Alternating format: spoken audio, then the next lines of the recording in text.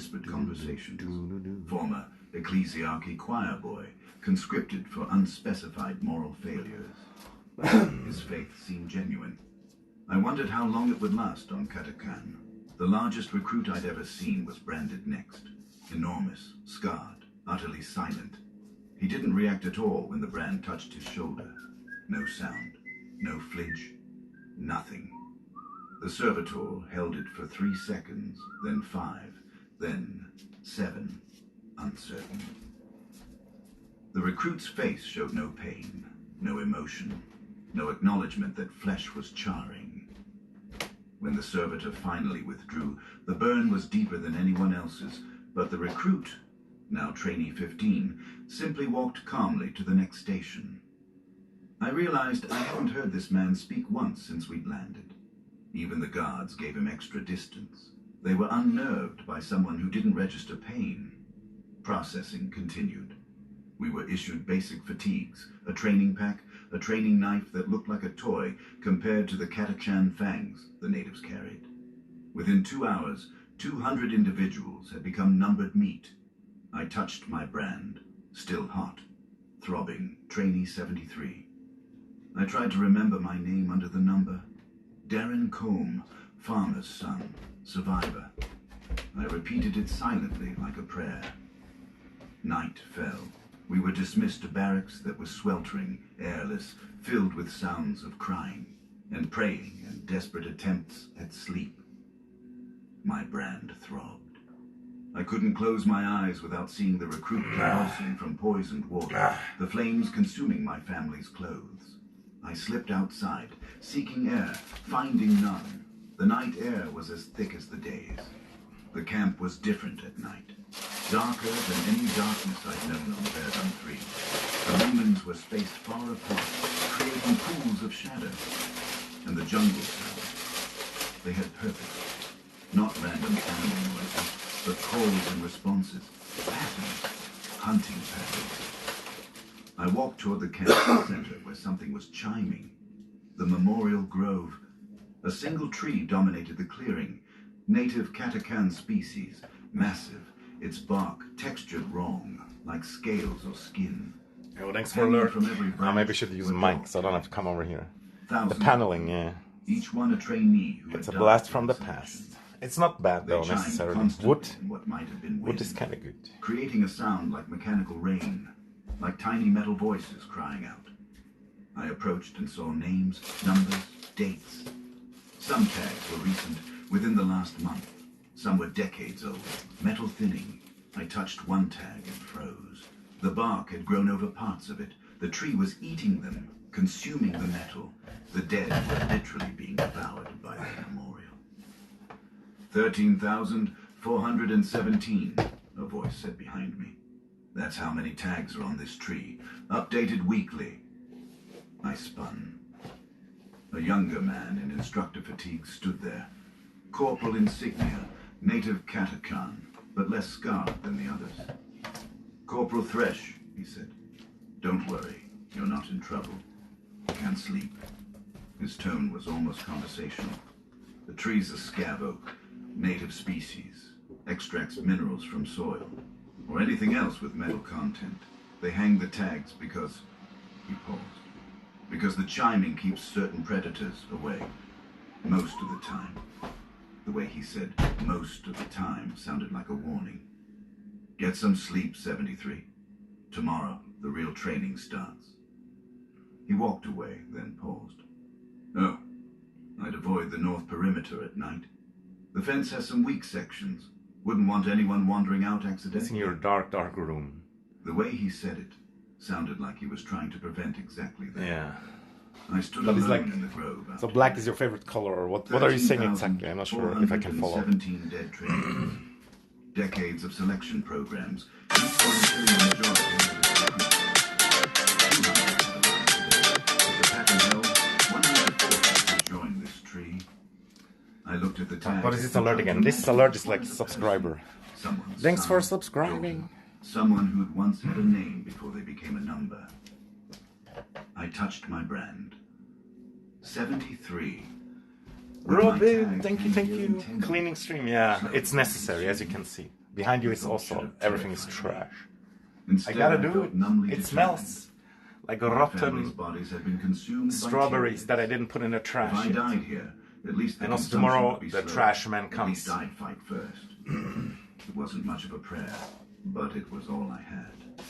I turned to return to the barracks. The tags chimed behind me, constant and musical and wrong. Then I heard it.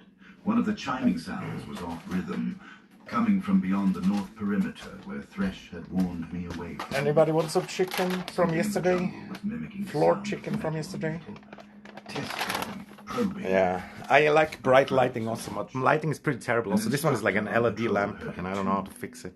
The instructor simply and yeah, I have to use the low light camera for it not to look shit also.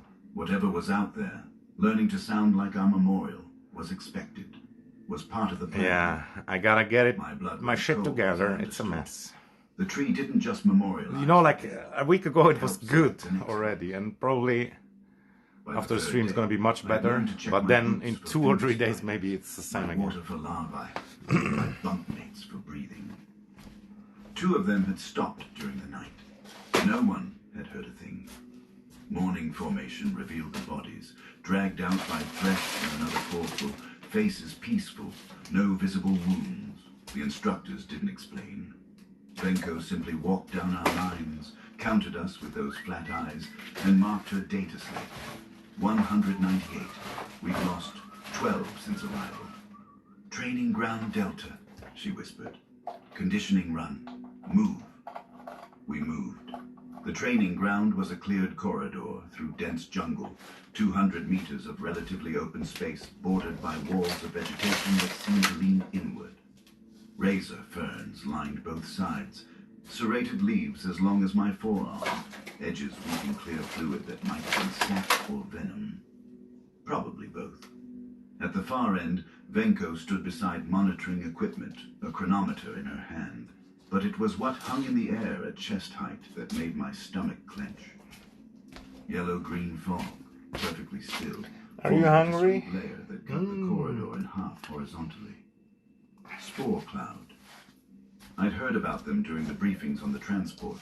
Fungal colonies that reproduced by releasing airborne spores, dense enough to see. New vacuum, nice. I have a relatively new vacuum and it's pretty good. The way the instructors positioned themselves upwind suggested the briefing understated things. Spore run, Venko said, her whisper somehow carrying. 200 meters. Acceptable time is under 40 seconds. You will hold your breath for the duration. Casa di Mamma. She held up the chronometer.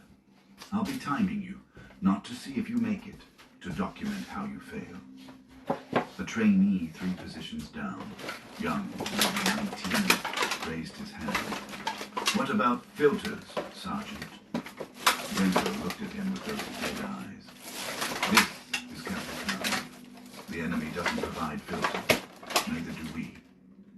She gestured at the spore cloud. Those who breathe will discover why within 6 hours. Questions? No one spoke. First group, forward. 10 trainees stepped to the line.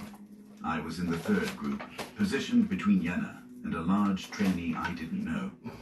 Max was 2 rows back, prayer beads wrapped around his fist. Braka stood at the edge of formation, massive and silent, watching everything. The first group took their breaths and ran. I watched them disappear into the yellow-green fog at chest height, only their legs visible below it. Torsos vanished. Some made it through in 35 seconds, bursting out the other side gasping. Others faltered at the halfway point. I saw the moment they broke, the desperate inhalation. I gotta get rid of this choking. One trainee panicked at 100 rotting tried to turn strawberry. Back, stumbled sideways into the razor ferns. His scream was brief. The ferns cut deep, and whatever they wept wasn't sap. Venko made her data slate. Second group.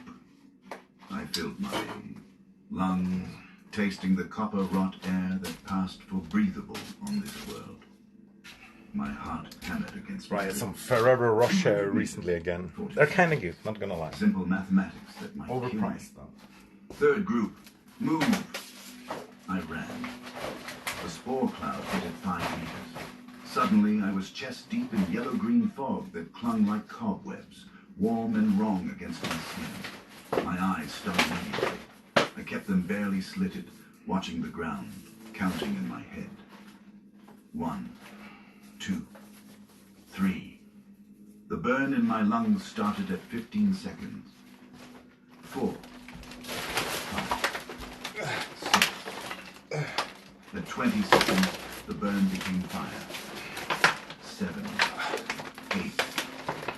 I could see other trainees in my peripheral vision, distorted through the spore. What am I doing? I should save my energy for cleaning. 10. The temptation to breathe was overwhelming, instinctive, my body screaming that I was drowning in air. 11, 12. Halfway point. The trainee beside me, the large one, took a breath. I heard the intake, heard the immediate wet choking. 13, 14. Don't look. Keep moving. 15, 16. My vision started spotting. 17, 18. The edge of the fog visible ahead. 19, 20.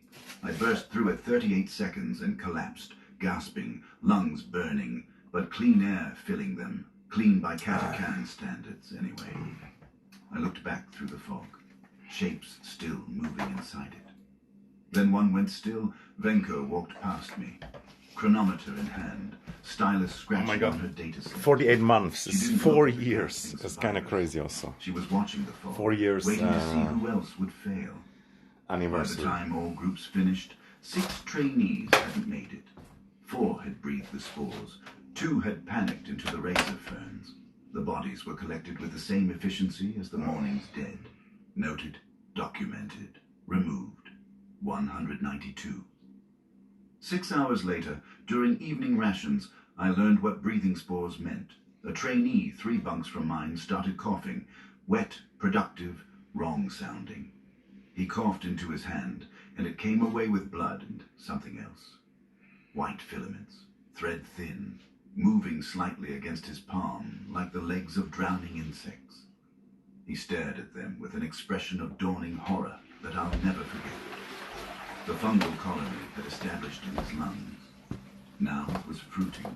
Venko appeared as if summoned, examined his hand briefly, made a detailed note. Spore germination in 6 hours. Notation for the botanical teams. She walked away. The trainee would die within 3 days. Everyone knew it. No one spoke of it. What was there to say? That night I lay in my bunk listening to his breathing grow progressively worse, each inhalation sounding more like drowning, and did the mathematics. 38 seconds. I'd made it in 38 seconds. 2 seconds slower, and those filaments would be in my lungs right now, threading through tissue, spreading roots, preparing to fruit. 2 seconds, 2 heartbeats. That was the margin between survival and becoming an incubator for something that would consume me from within. I thought of Verdun the Thrar. 3 weeks in the grain silos. Perfect stillness. Hiding had been simpler. Here, you had to move, act, risk, and every action might be the one that killed you. There was no safety in stillness. Something metallic slid under the barracks door. I waited, listening. Footsteps retreated. After 5 minutes of silence, I retrieved it, a simple filter mask, military issue, and a note with one word: tomorrow. I recognized the handwriting from equipment manifests. Thresh. I hid the mask, his ball in my ear, and tried to sleep. Failed. Sometime after midnight, the infected trainee's breathing stopped. In the morning, his bunk was empty, his bags destined for the Memorial Grove. 191. The testing swamp, Venko announced at dawn formation. Submersion exercise. 3 minutes minimum. 5 minutes commendable. The swamp was 30 meters from camp. A cordoned section of stagnant water, the color of old bruises, thick with algae that formed mats on the surface. Monitoring equipment surrounded it. Chronometers, data slate stations, medical scanners, but no medical personnel. Only instructors with recording devices. The smell hit me from 10 meters away.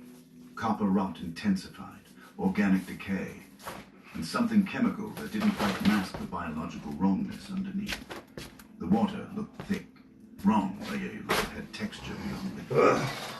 We lined up in groups of 10 at the water's edge. My group included Yenna, Maxson, and, I noticed with something like relief, Bracca. The giant's presence felt reassuring, even though he'd never spoken a word. "You will submerge completely," Venko whispered. 3 minutes minimum. It stinks a lot like oil thing outside. Those who surface early demonstrate. But yeah, spring's coming, dude. It's raining. Only Those who raining. surface late. She paused. The water contains native parasitic organisms. They enter through tear ducts and nostrils at approximately the 3-minute mark. Your ability to surface before infestation demonstrates combat-relevant judgment. A trainee behind me asked, "What happens if we refuse?" Venko turned those flat eyes on him. "Then you've demonstrated poor judgment and are unsuitable for further training. Corporal Thresh will escort you to alternative assignment." We all knew what that meant. There were no alternative assignments on Katakam, only the jungle. Maxson's prayer beads clicked faster. "The Emperor protects," he whispered. "The Emperor protects." Yenna laughed, brittle, too loud. "Sure he does. That's why we're about to dunk ourselves in parasite soup. First group, enter the water." 10 Liver trainees sausage waded in. from 2 The days water ago. reached chest height. They looked at each other, at Venko, at the chronometers. Then, on her signal, they submerged. I watched the surface. The algae mats barely disturbed. Just 10 sets of ripples, then stillness. The chronometers counted. At 2 minutes, the first trainee surfaced, gasping. Then 3 more in quick succession. At 2:30, another. At 2:40, most of the rest. At 3 minutes, 2 remained under. Venko made a note. At 3:30, 1 surfaced, face pale, water streaming. At 4 minutes, the last surfaced, face down, floating. Instructors pulled him out. His eyes were open. Water streamed from his nose and mouth. But there was something else in the water. Tiny, translucent shapes, wriggling. Fuck, I don't know what. I found the eggs again. I have like about eggs, 4 and minutes, 16 seconds. they're done. Commendable commitment. She made a detailed I hate it when I buy eggs and then I don't use them. It's so dumb, but it happens so much. Were already So inside annoying. him. Second group, enter the water. I waded in. The temperature was blood warm. The algae touched my skin like dead fingers, leaving residue. I took the deepest breath my lungs could hold and submerged. Underwater, the world became murky darkness. Visibility, maybe 2 meters, shapes moving in the periphery that might have been plant matter or something worse. The burn started in my lungs at 1 minute. I forced myself still, conserving oxygen. At 2 minutes, the burn became agony. My discipline held. At 2:30, every instinct screamed to surface. I counted seconds. 2:40, 2:45. I broke the surface gasping, vision spotting, lungs screaming. I looked left. The large trainee surfaced at 2:50. I looked right. Empty water. Still. At 3 minutes, nothing. At 3:30, Venko made a note. At 4 minutes, the trainee from my right surfaced face down. They pulled him out. He was younger than me. Maybe 17. His eyes were open, staring at nothing. And in his nose, barely visible, but definitely there, light thread-like shapes moving inward. Venko leaned close, examining the entry point. Larvae entry via nasal passage at approximately 3 minutes 40 seconds. Excellent data. She congratulated me. I sat wrapped in a thermal blanket despite the heat, doing the mathematics. 2:45, acceptable. 3 minutes, commended. 4 minutes, lethal. The window between success and death was 75 seconds. And the instructors knew exactly where that window was. They'd done this test hundreds of times. They knew the larvae's timing. They chose not to warn anyone. This wasn't training. It was documentation of exactly how much punishment a human could survive before crossing into death. That evening, Yenna found me near the water distribution point. She was quieter than usual, the manic edge absent. "You surfaced at 2:45, she said. "Smart. What was your time?" 2:30. "I've got practice knowing when to quit before things get worse." She paused. "The kid next to you. I saw his face before they took him. He was smiling underwater, like he thought if he stayed down long enough, it'd prove something." Another pause. "Can't prove anything if you're dead." It was the first time I'd heard her sound genuinely tired. Later, behind the equipment shed where the surveillance had a blind spot. "Thresher's doing, I suspect." Yenna found me again. This time she moved with purpose. "You know why I laugh all the time?" she asked. Before I could answer, "In the Underhive, if you showed fear, you became property. If you showed pain, you became entertainment. But if you laughed, if you acted like nothing could touch you, sometimes they'd leave you alone. Sometimes." She paused. "It worked until it didn't. Then I became property anyway." She turned around and lifted her shirt. Her back was covered in scars, deliberate, precise, forming letters and numbers. Brand marks, gang sigils, tallies, the words, "Property, Lot 7, Property. Paid."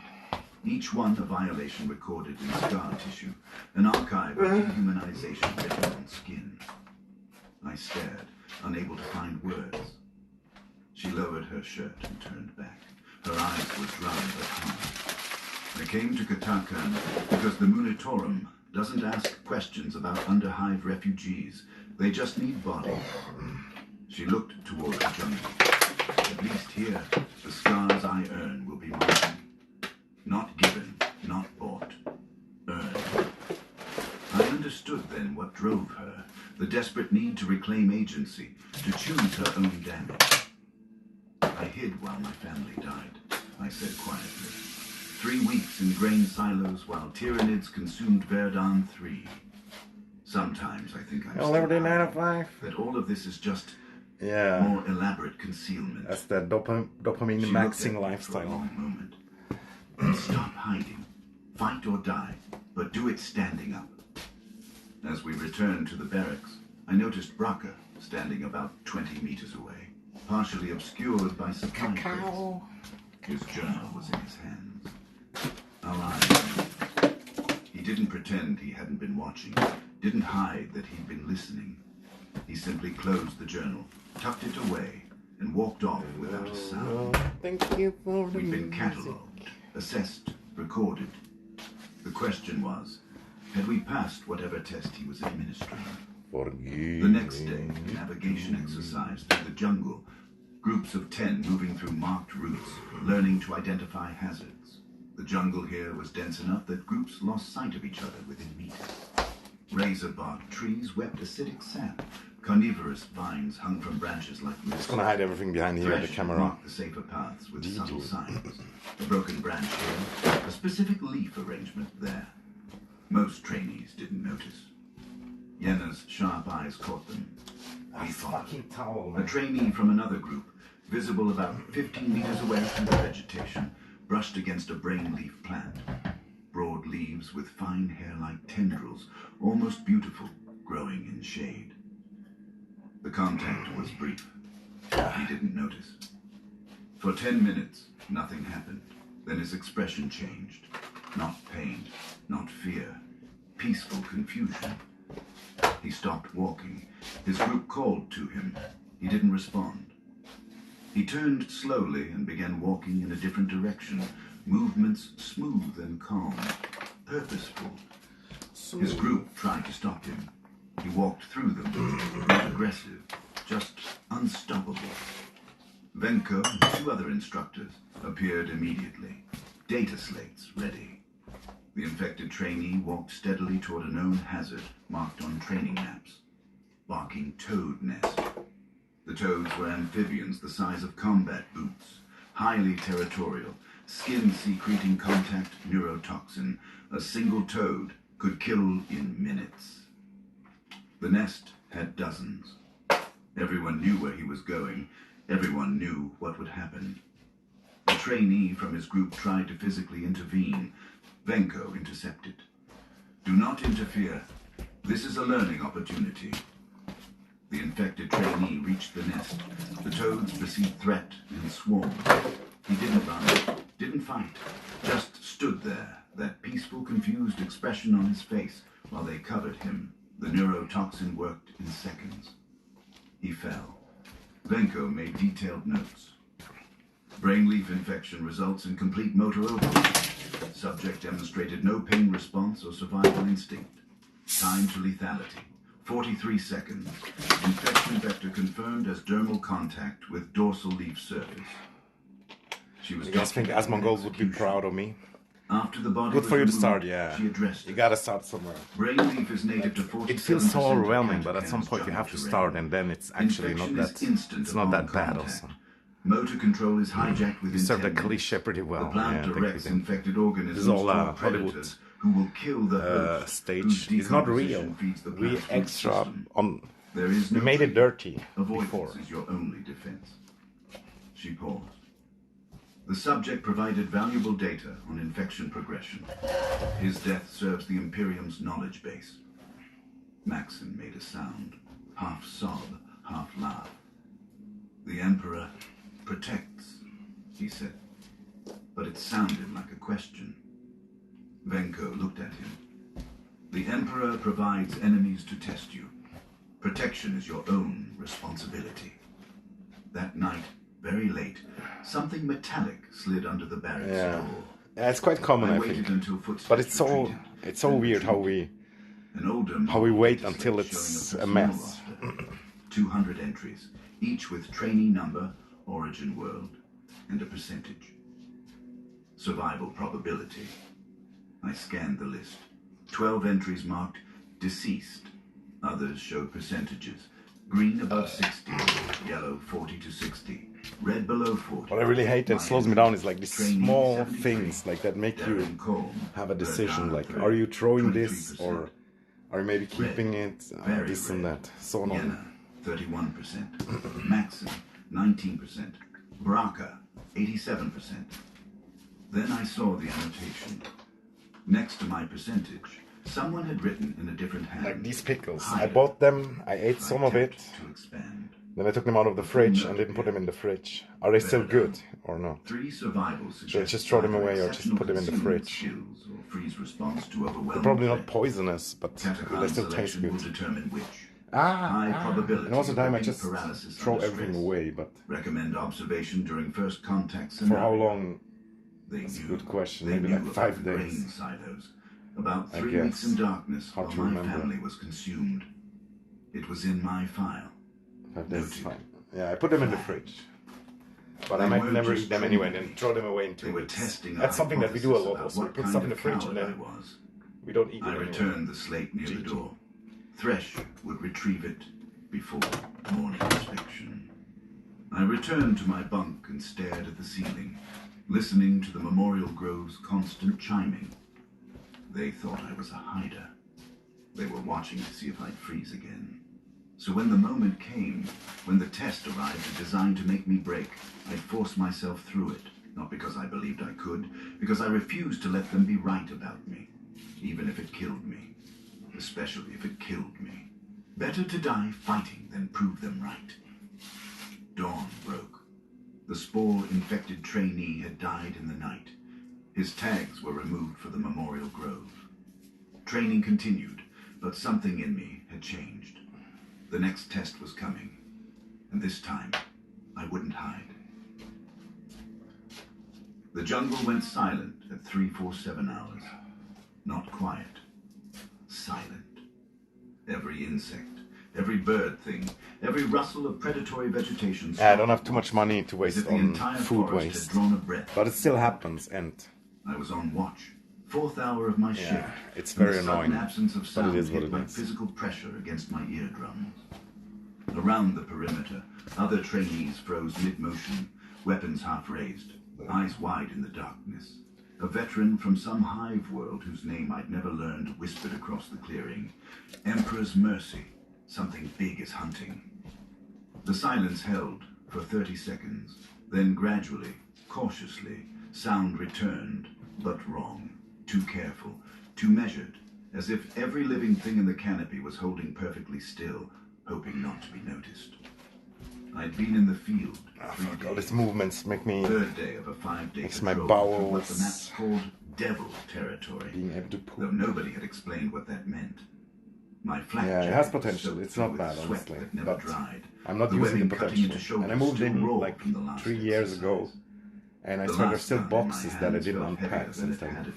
And I don't even have that much stuff. Here, present, aware, not frozen.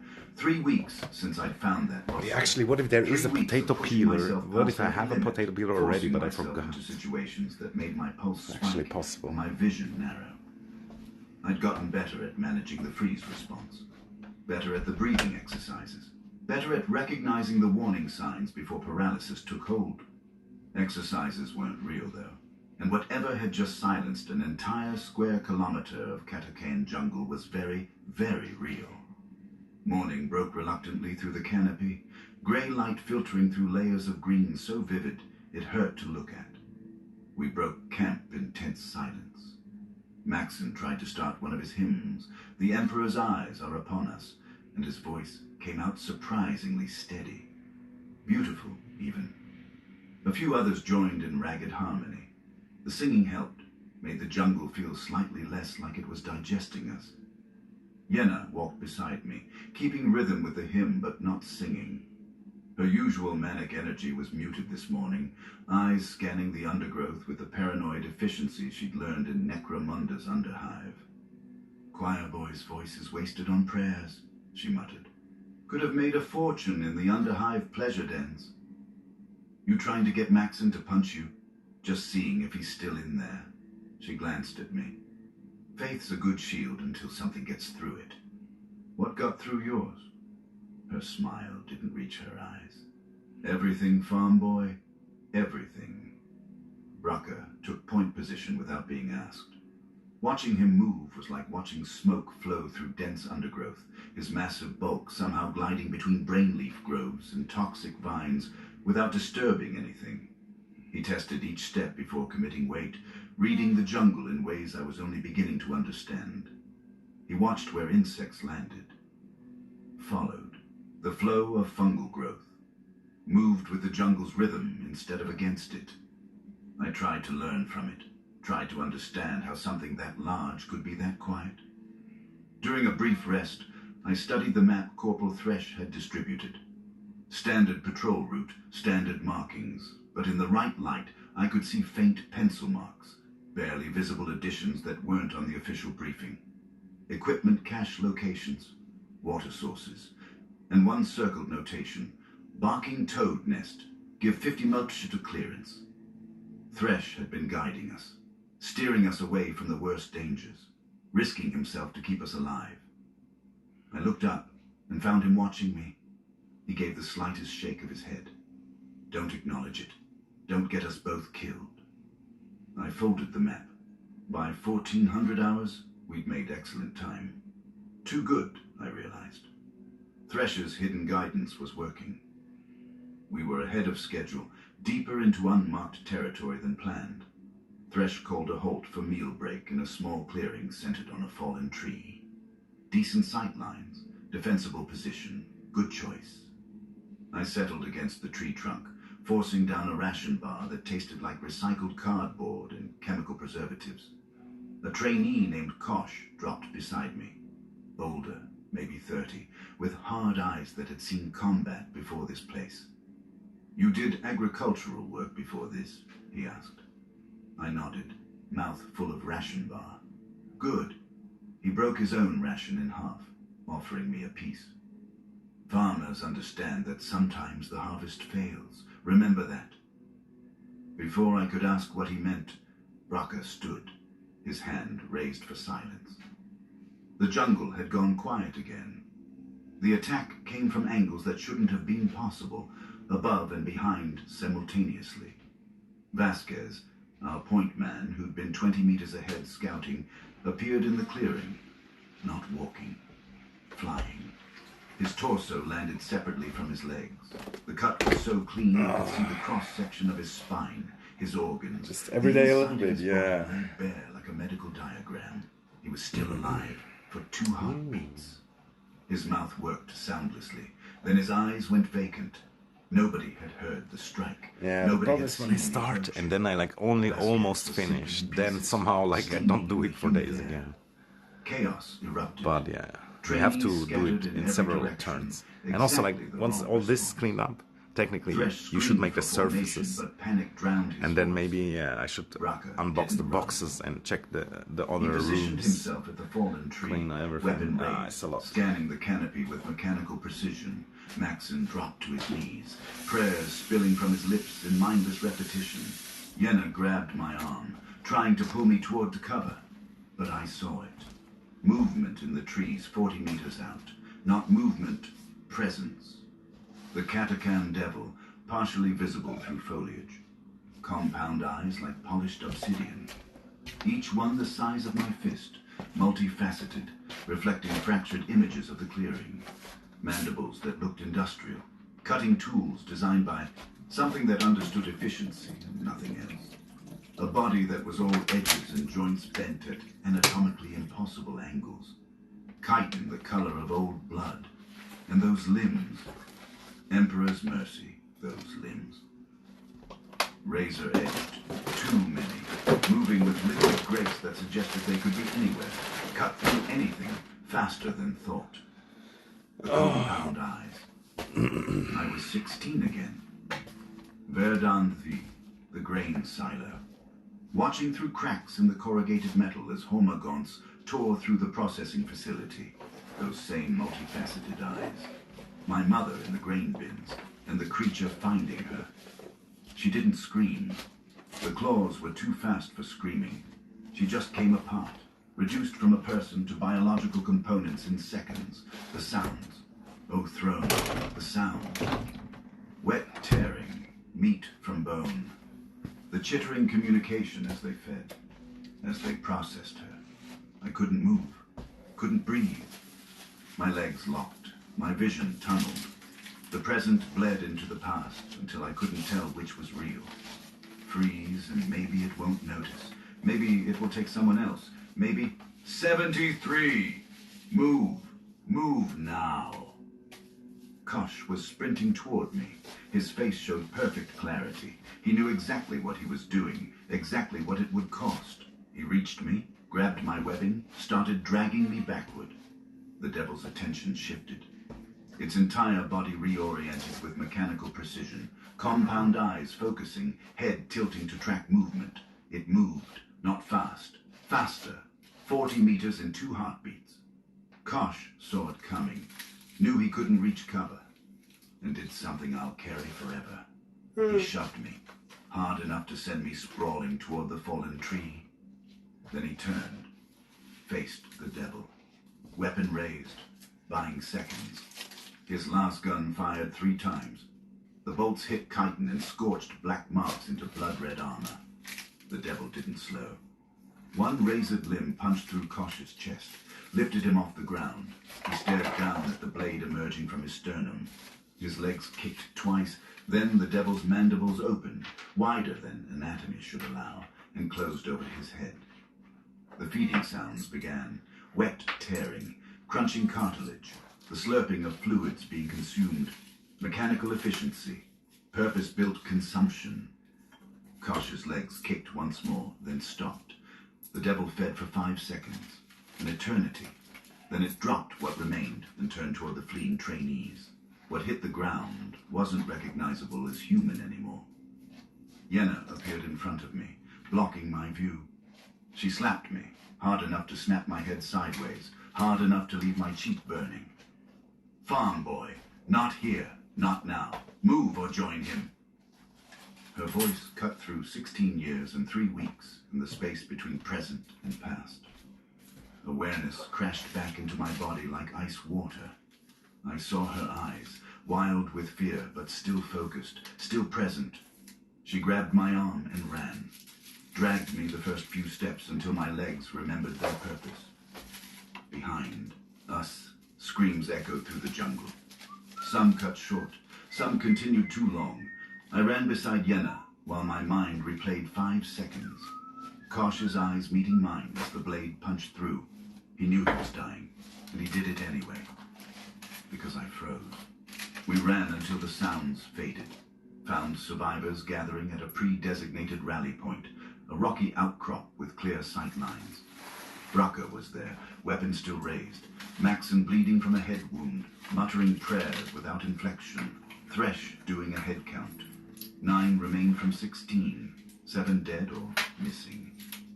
We huddled at the outcrop as dusk approached. Nobody spoke.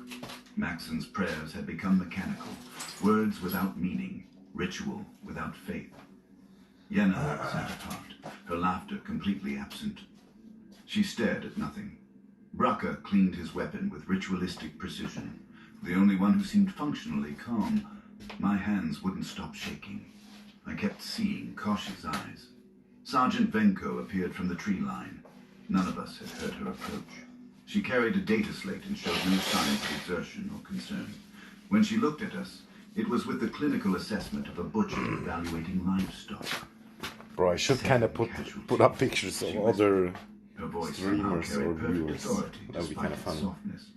Acceptable parameters for this phase. She paused. Let that sink in. The Kata-chan Devil has maintained territory in Grid Square 774 for approximately 8 months.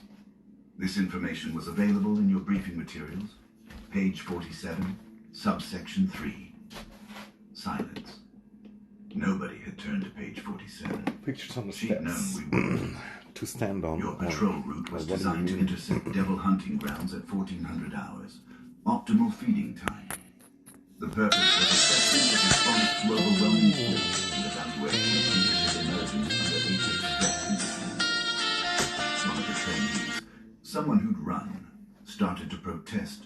You sent us into a killing ground. Venko's response was barely audible. Yes, the enemy won't schedule around your readiness. Neither will I. Her eyes found me. Trainee 73. Report your actions during the engagement. My mouth opened. Nothing came out. She wanted a tactical analysis. She wanted me to admit I froze. Wanted me to prove the roster right. 23%. Haida. Kosh died because of me. Before I could speak, Bracca made a sound. Not words, a low growl that drew every eye. He looked at Venko, then deliberately placed his hand on my shoulder. Solidarity so unexpected it froze the moment. Yenna stood flanking my other side. Even Maxson looked up from his prayers. Venko observed this with something that might have been said. Filling up your orange juice with water. It's kind of good. It's usually too sweet anyway. Protective formation. But with some fresh Alpine Swiss water. Adaptive behavior. Yo, well free. Then her eyes met mine. Oh my god. For just a moment, what a bot. something almost Such a bot. human flickered there. You froze, 73. Someone died because of it. You can let that define you, or you can let it forge you. Choose quickly. We have 2 more days in Devil territory, and it knows we're here now. She turned to leave, paused. Trainee Kosh's actions are noted. He will be remembered. It was the closest thing to compassion I'd heard from her. Somehow, it made everything worse. Night fell. Thresh organized watch rotation. We huddled closer than tactically necessary, seeking proximity as comfort. I volunteered for first watch, couldn't face sleep and the dreams it would bring. Yenna joined me without being asked, sat close enough our shoulders touched. She didn't speak. For once, no nervous laughter, no gallows humor, just silence and the weight of her presence. We sat listening to the jungle's night sounds resume. The devil was out there. Look at this, $30 What was gone. left of him? Tomorrow, we'd have to go back into the green hell, back into devil territory. Let it define you, or let it forge you. I didn't know which was happening. I just knew I couldn't freeze again. Couldn't let anyone else die because I was trapped in the past. I had to become something else. Something harder. Something that doesn't hide. The watch changed. I tried to sleep but couldn't. Across the camp, illuminated by bioluminescent moss, Braca sat writing in his journal. His face was peaceful, meditative. The act of writing seemed to center him. I watched him, wondering what thoughts occupied that silent mind. As if sensing my attention, he looked up. Our eyes met across 20 meters. He held my gaze for several seconds. Then deliberately, slowly, he wrote something in the journal. He turned the book around, held it up so the blue-green light illuminated the page. Even at distance, the writing was clear, large, bold, meant to be read. I stood, walked closer, read the message. Your freeze will kill more than Kosh. Master it, or I will remove you myself. I read it 3 times. Remove, not help, not train, remove. The implication was clear. Braca would kill me if I remained a liability, but it wasn't said with cruelty. It was stated as simple fact, the way one might discuss maintaining a weapon or repairing equipment. I looked from the page to his face, saw no hostility there, only assessment, only judgment still in progress. Braca closed the journal slowly, deliberately, then returned to silence. But his eyes remained on me, waiting, watching, judging whether the farm boy who became a hider would become something else, or needed to be removed before he got more people killed. I nodded once. Acknowledgement, not agreement. Returned to my bedroll. Didn't lie down. Sat watching the jungle and began practicing the breathing exercises. Slow inhale. Hold. Slow exhale. Box breathing to interrupt panic response. I practiced all night if necessary, because the alternative was Braca making good on that promise. But somehow, that mattered more than Venko's contempt or the devil's hunger. Braca saw me as potentially worth saving. That meant something. That meant I had to become someone worth the effort. The night stretched ahead, full of practice, full of preparation, full of the knowledge that I was being judged, and the verdict wasn't in yet. 2 more days. I think I can wait again, but I'm not sure. 2 more days to prove I wouldn't freeze again. It's so weird. And I'm also kind of worried about being too slim also. It's kind of weird. It's kind of mixed I stopped counting the empty bunks after 50. The mathematics of attrition had pregnant with an empty background baby. noise, Oh, like that the would be chiming nice. of the Memorial Grove. Constant, We'll mechanical, have you hungry. super tall kids. 6 weeks since arrival, 200 trainees reduced to 89. The numbers scrolled through my mind during every formation, every meal, every moment of silence. 111 dead, 89 remaining. The ratio felt wrong somehow, too precise, too consistent. But I hadn't understood why until later. 3 days since Braca's threat. 3 days of waking at 0300, forcing myself through exposure therapy I didn't have a name for. Just knowing I couldn't freeze again. The equipment shed sat at camp's edge, near enough to the perimeter that jungle sounds filtered through the corroded walls. I'd claimed it as my vigil ground. Red luminator casting everything in blood tones. Salvaged box unit playing recordings I'd made during the devil attack. Chitin scraping metal. Mandibles clicking. The wet sounds of feeding. My hands shook. Sweat ran down my face despite the pre-dawn coolness that was Katakan's only mercy. But I didn't freeze. Hadn't frozen for 3 mornings now. Slow inhale. Hold. Slow exhale. Box breathing to interrupt the panic response. The shed door opened silently. My hand went to my knife before conscious thought registered movement. Reflex improving. Instinct sharpening. Yenna stood silhouetted against the marginally lighter darkness outside. She didn't speak, just watched me for a long moment, then entered, closed the door, and sat across from Rather fat than hungry. That sounds kind of smart also in a way. But for me, I'm worried about like losing my hunger. Imagine you're not hungry anymore because of sickness or whatever, you know, diabetes, cancer, who knows. And then, yeah, because I've seen many people like being way too slim, even though they had like a unhealthy lifestyle that would make you think they are fat. But yeah, whatever. I'm fine. I'm sure I'm fine. Escher territory on the edge of the sun. She stared at the red-lit darkness between us. Gang war. I was property. 14 years old, marked as belonging to someone who didn't like losing possessions. When the fighting started, I hid in the only place they wouldn't look. 3 days breathing chemical reek of dissolved bodies. 3 days listening to people I knew being murdered meters away. Her laugh was absent. This was the real Yenna underneath. I learned to make myself small, she continued. To ignore sounds that should make you move, scream, do something, to just stop existing until it's safe again. She met my eyes. We're all hiding from something, 73. Question is whether we're hiding to survive, or just hiding because we forgot how to do anything else. I understood then. Her constant laughter was the same thing as my freeze response, a trauma reaction that protected her once and became a cage. We'd both been performing our damage instead of healing it. I'm trying to face it, I said, quietly. Don't know if it's working. It is. She nodded toward the Vox unit. You're still here, still trying. That's more than most manage. The silence between us felt different than the usual camp quiet. Shared understanding. Then something outside laughed with Yenna's voice. High and manic, perfectly reproduced, but hollow, purposeful, coming from the darkness beyond the fence where the perimeter lights didn't reach. Yenna's real breathing beside me suddenly sounded loud. We sat frozen, genuinely frozen. Not trauma response, but survival instinct. The thing outside moved along the perimeter with a distinctive rustle-stop rustle. Ah, fuck. I just remembered I had to do something today, but I slept all day. Oh, fuck. Another burst of that stolen laughter. Getting quiet. She's doing great. Sleeping on the desktop. The perimeter lights so cute. never triggered. Whatever it was, knew exactly where the senses ended.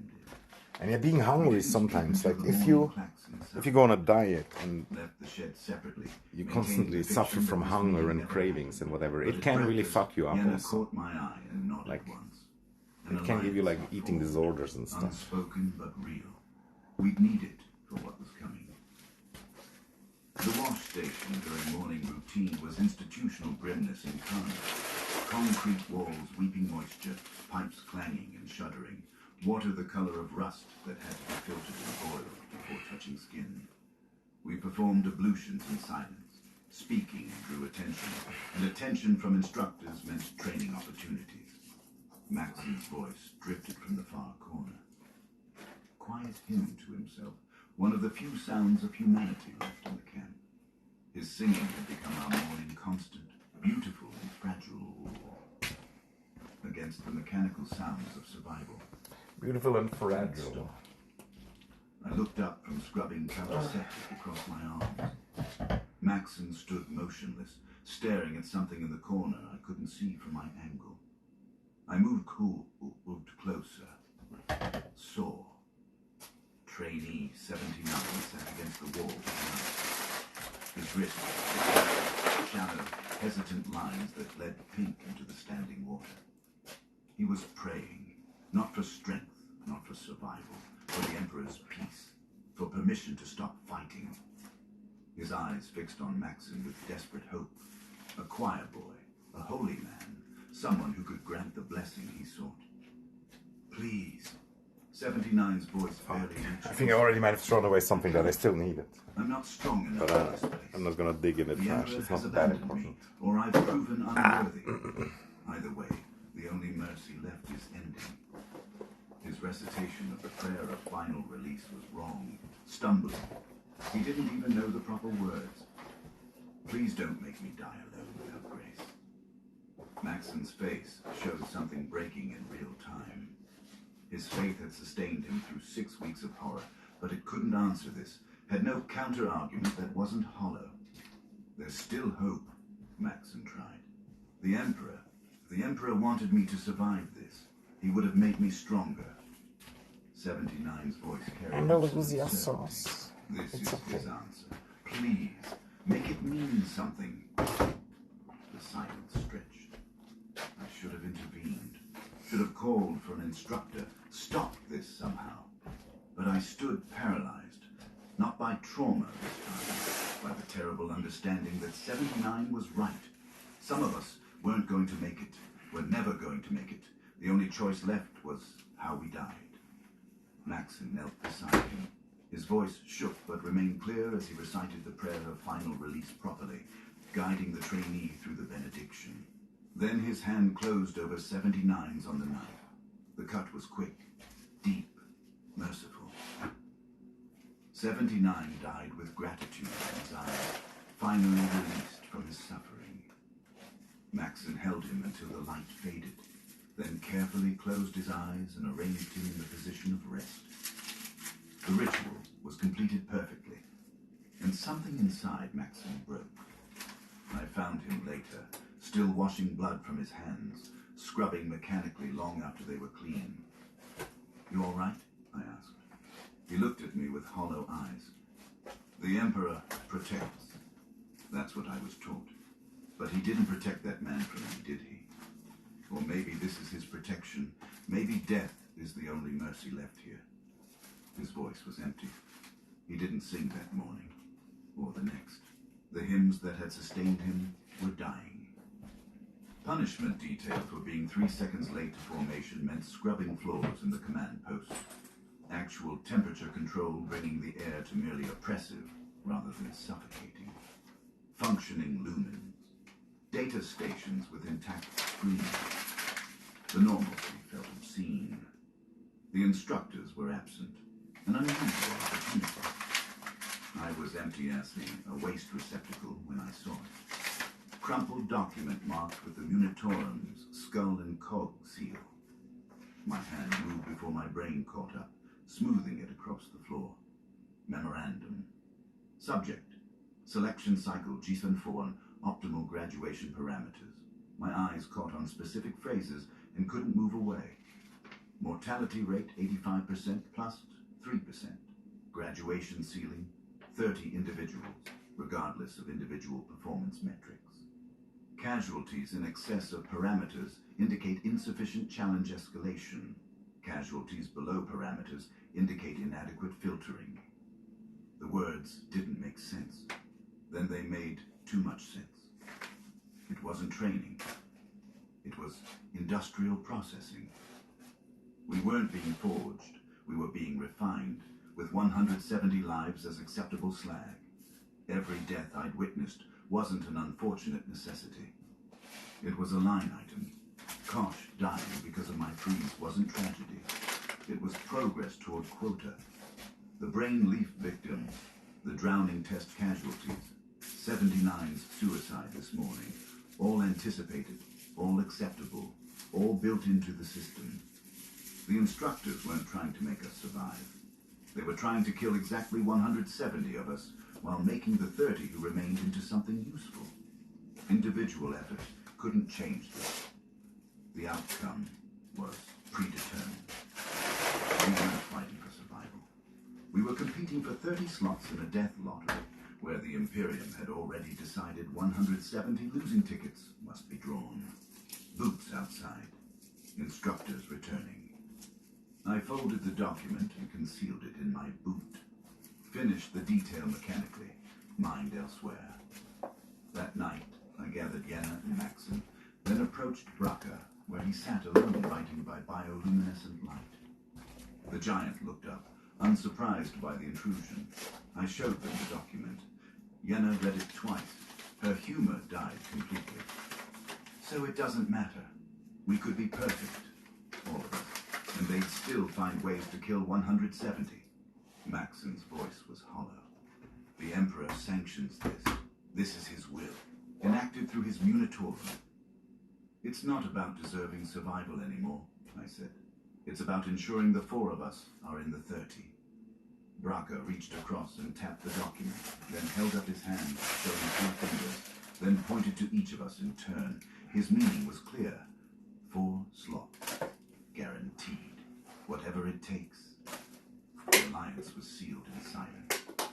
I returned the document the next day during another cleaning detail and discovered a fresh copy in the same waste receptacle. Identical placement. Deliberate. Someone knew I'd taken it, knew I'd read it, knew I'd shared it, and they'd left confirmation. Yes, this is real. Yes, we know you know.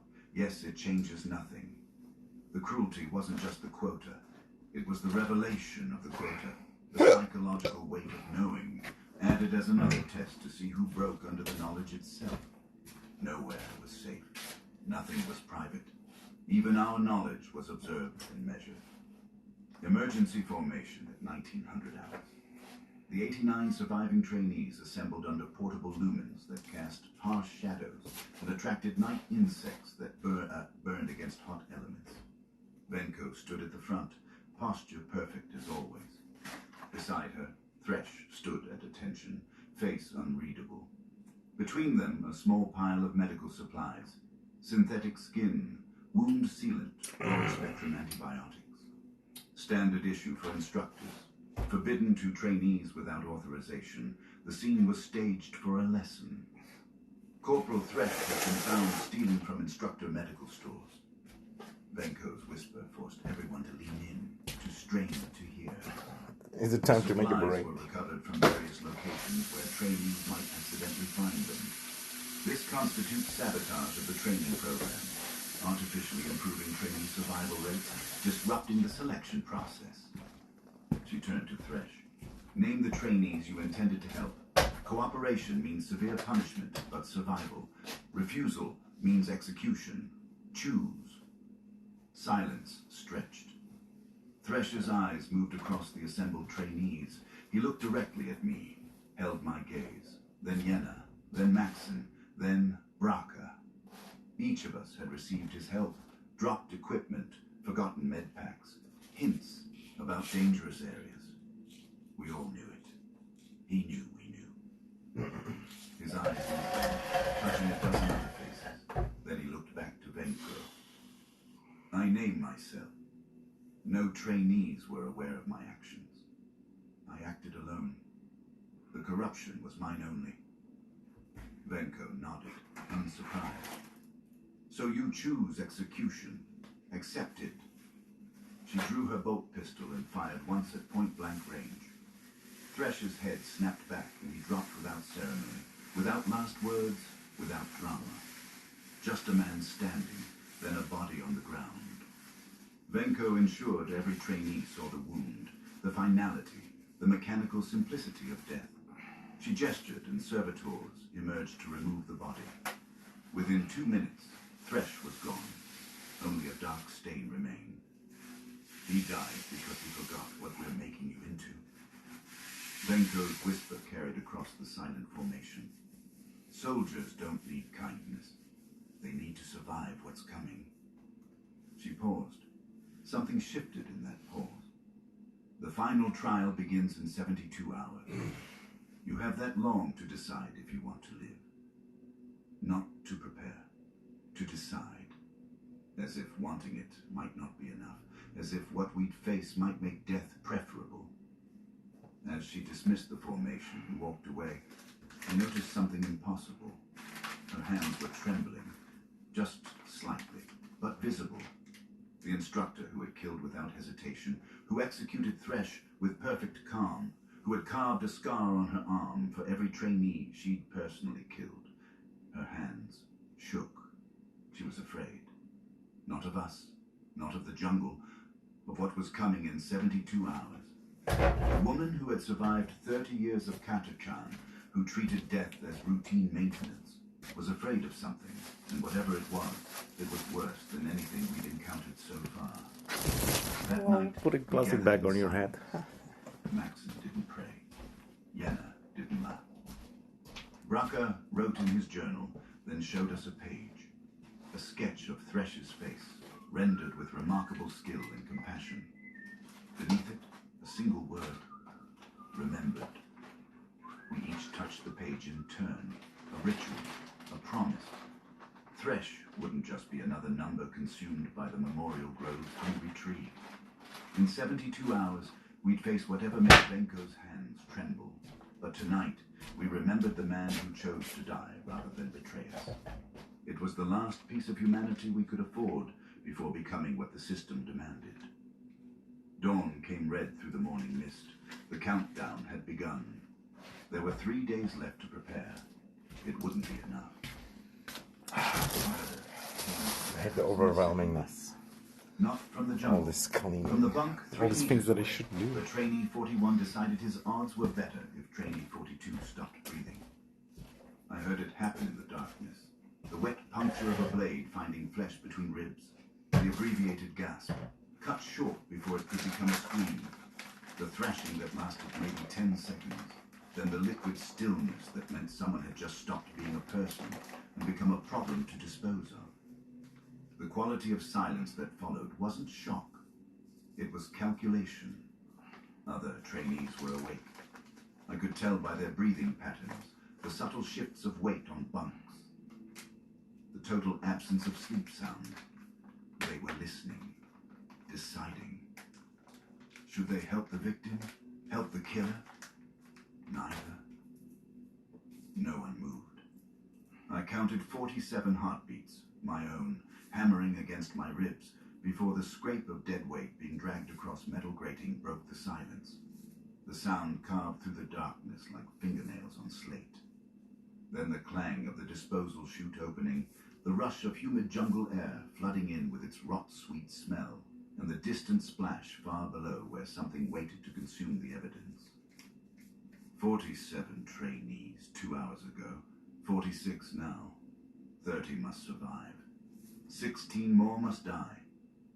I did the mathematics automatically, hating myself for it. 46 people in these barracks.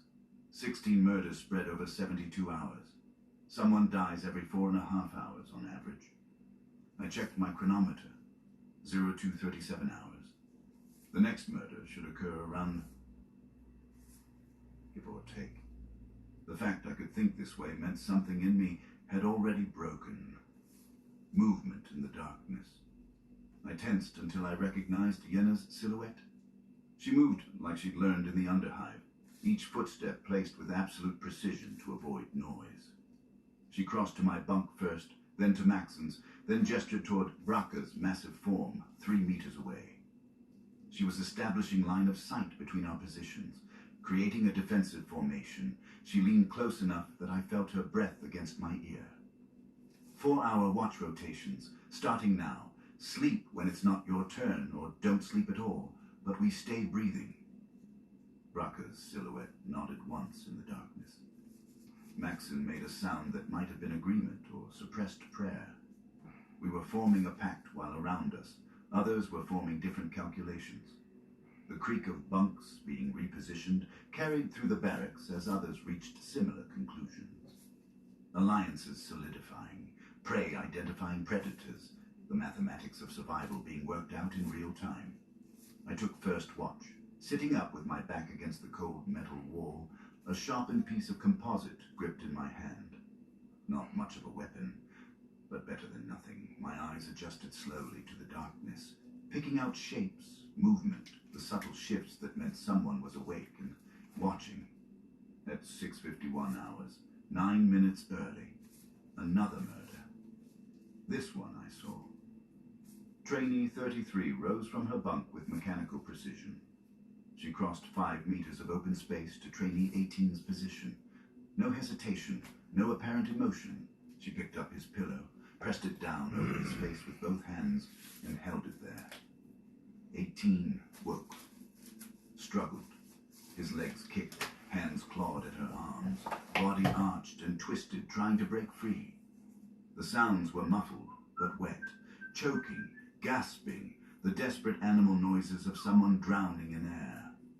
It took 90 seconds for the thrashing to weaken, another 30 for it to stop completely. 33 held the pillow down 10 seconds more to be certain. Then she calmly returned to her bunk and went to sleep. Within 30 seconds, I heard her breathing even out into genuine rest. She'd done this before. The efficiency, the lack of hesitation, the immediate transition to peaceful sleep. These were the markers of someone for whom killing was routine. She was a murderer before Katakan. The training program just gave her permission to practice her vocation. I didn't move to stop her, didn't call out, didn't raise alarm. I sat there and watched a man die and did nothing. That realization sat in my stomach like spoiled meat. False dawn began to gray the viewports. Yenna spoke at normal volume. No point in whispering anymore. 44 now. Maybe 43. Heard something in the washroom an hour ago. Maxon's voice came hollow and automatic.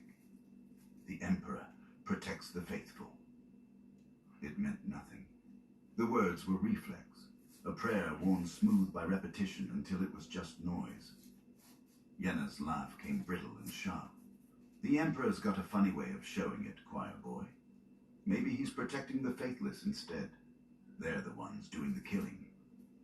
Bracca made a sound deep in his chest. Not quite a growl, not quite agreement, just acknowledgement. We were alive. Others weren't. The mathematics continued.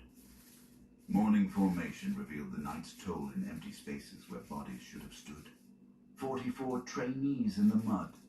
No one acknowledged the missing. Venko walked the line in complete silence, her footsteps the only sound.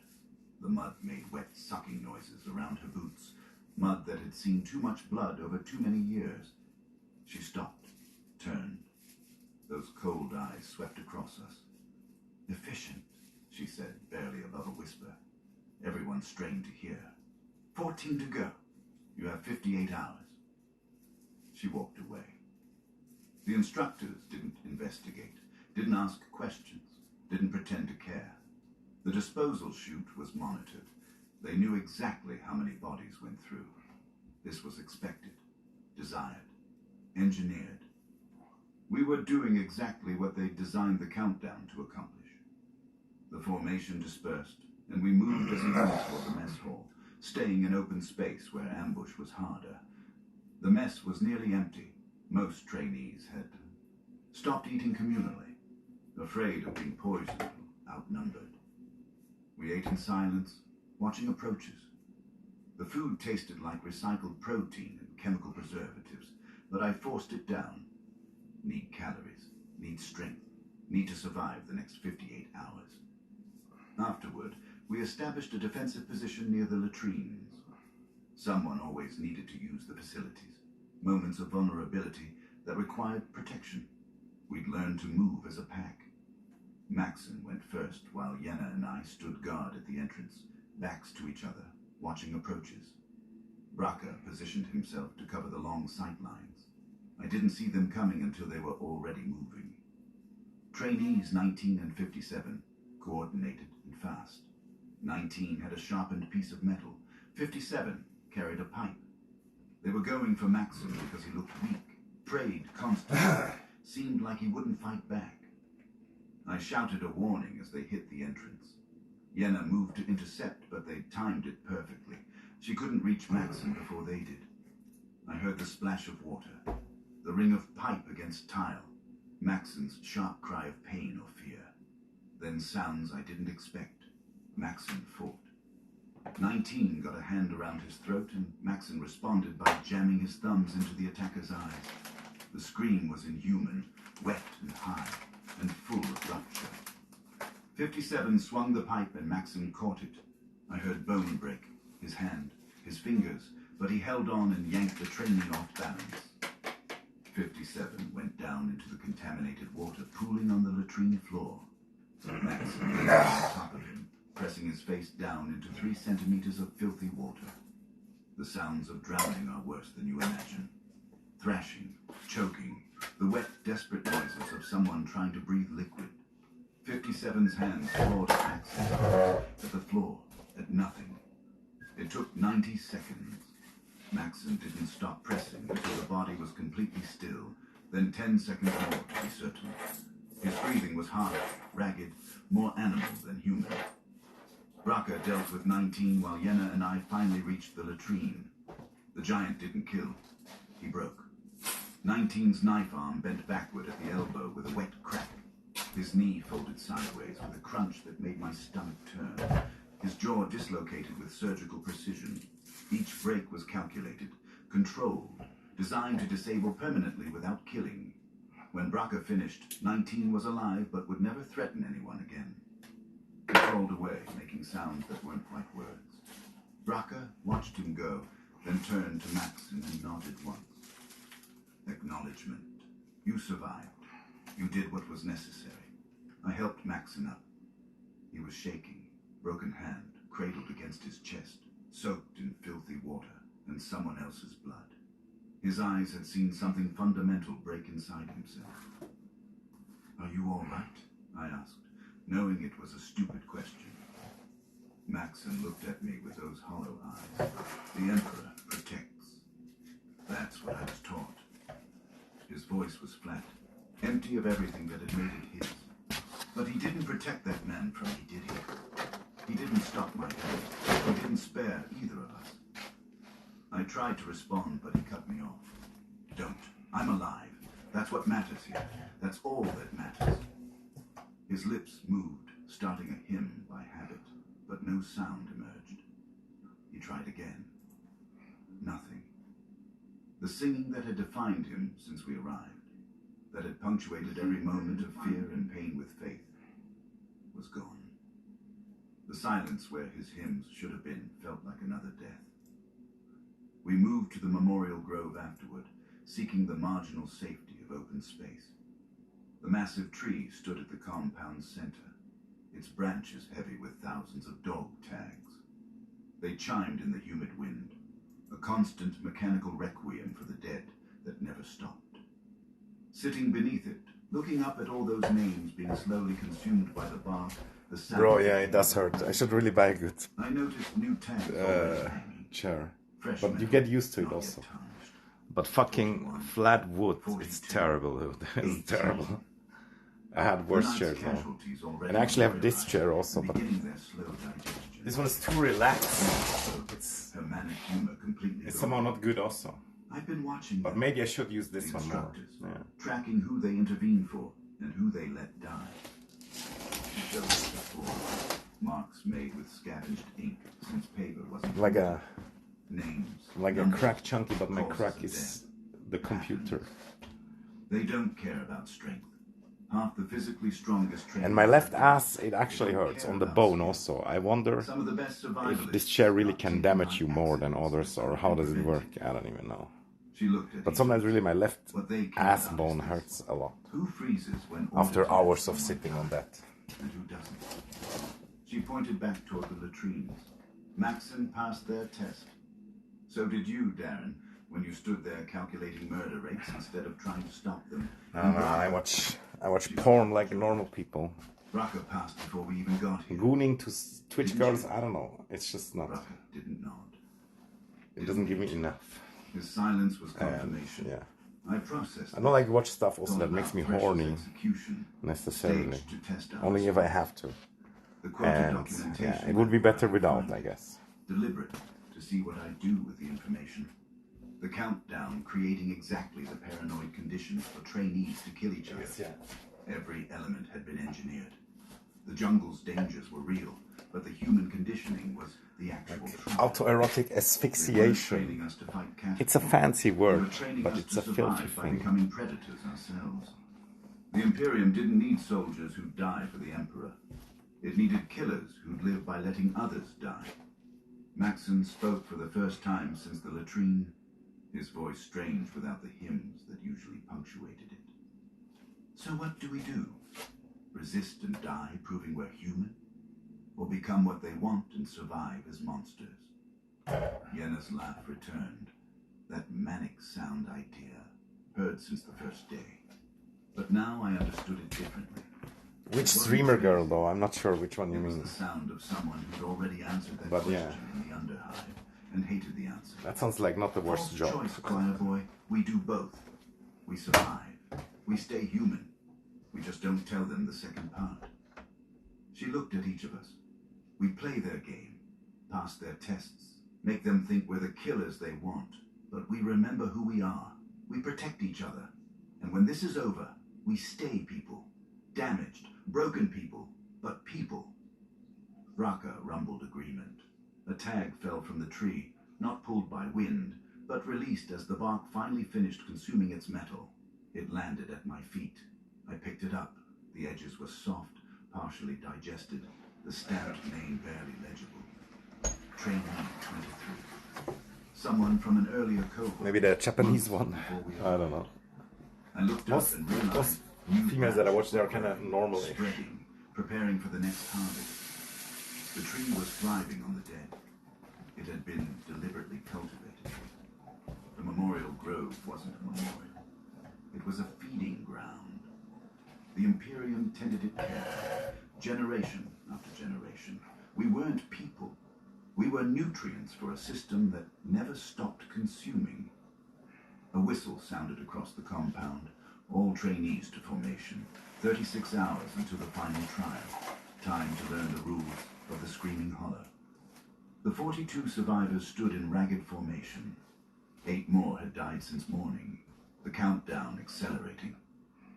I saw the gaps, the empty spaces, and did the mathematics automatically. 30 must survive. 42 remain. 12 more must die in the hollow. The quota would be met. Venko emerged from the command post. Whipping out the wet Movements wipes. were precise as always, but I noticed details I'd learned to read. Tension in her shoulders, hand resting near her blade, the speed of her approach. She wasn't afraid of us. She was afraid of what was coming for us. Her briefing was characteristically quiet, forcing us to lean in to hear. The Screaming Hollow. 3,000 square kilometers. You have 72 hours to reach extraction point Sigma 9. Coordinates being uploaded to your chronometers now. She detailed the loadout. Knife, machete, single lass. Rifle with 3 charge packs. 2 days water, no rations.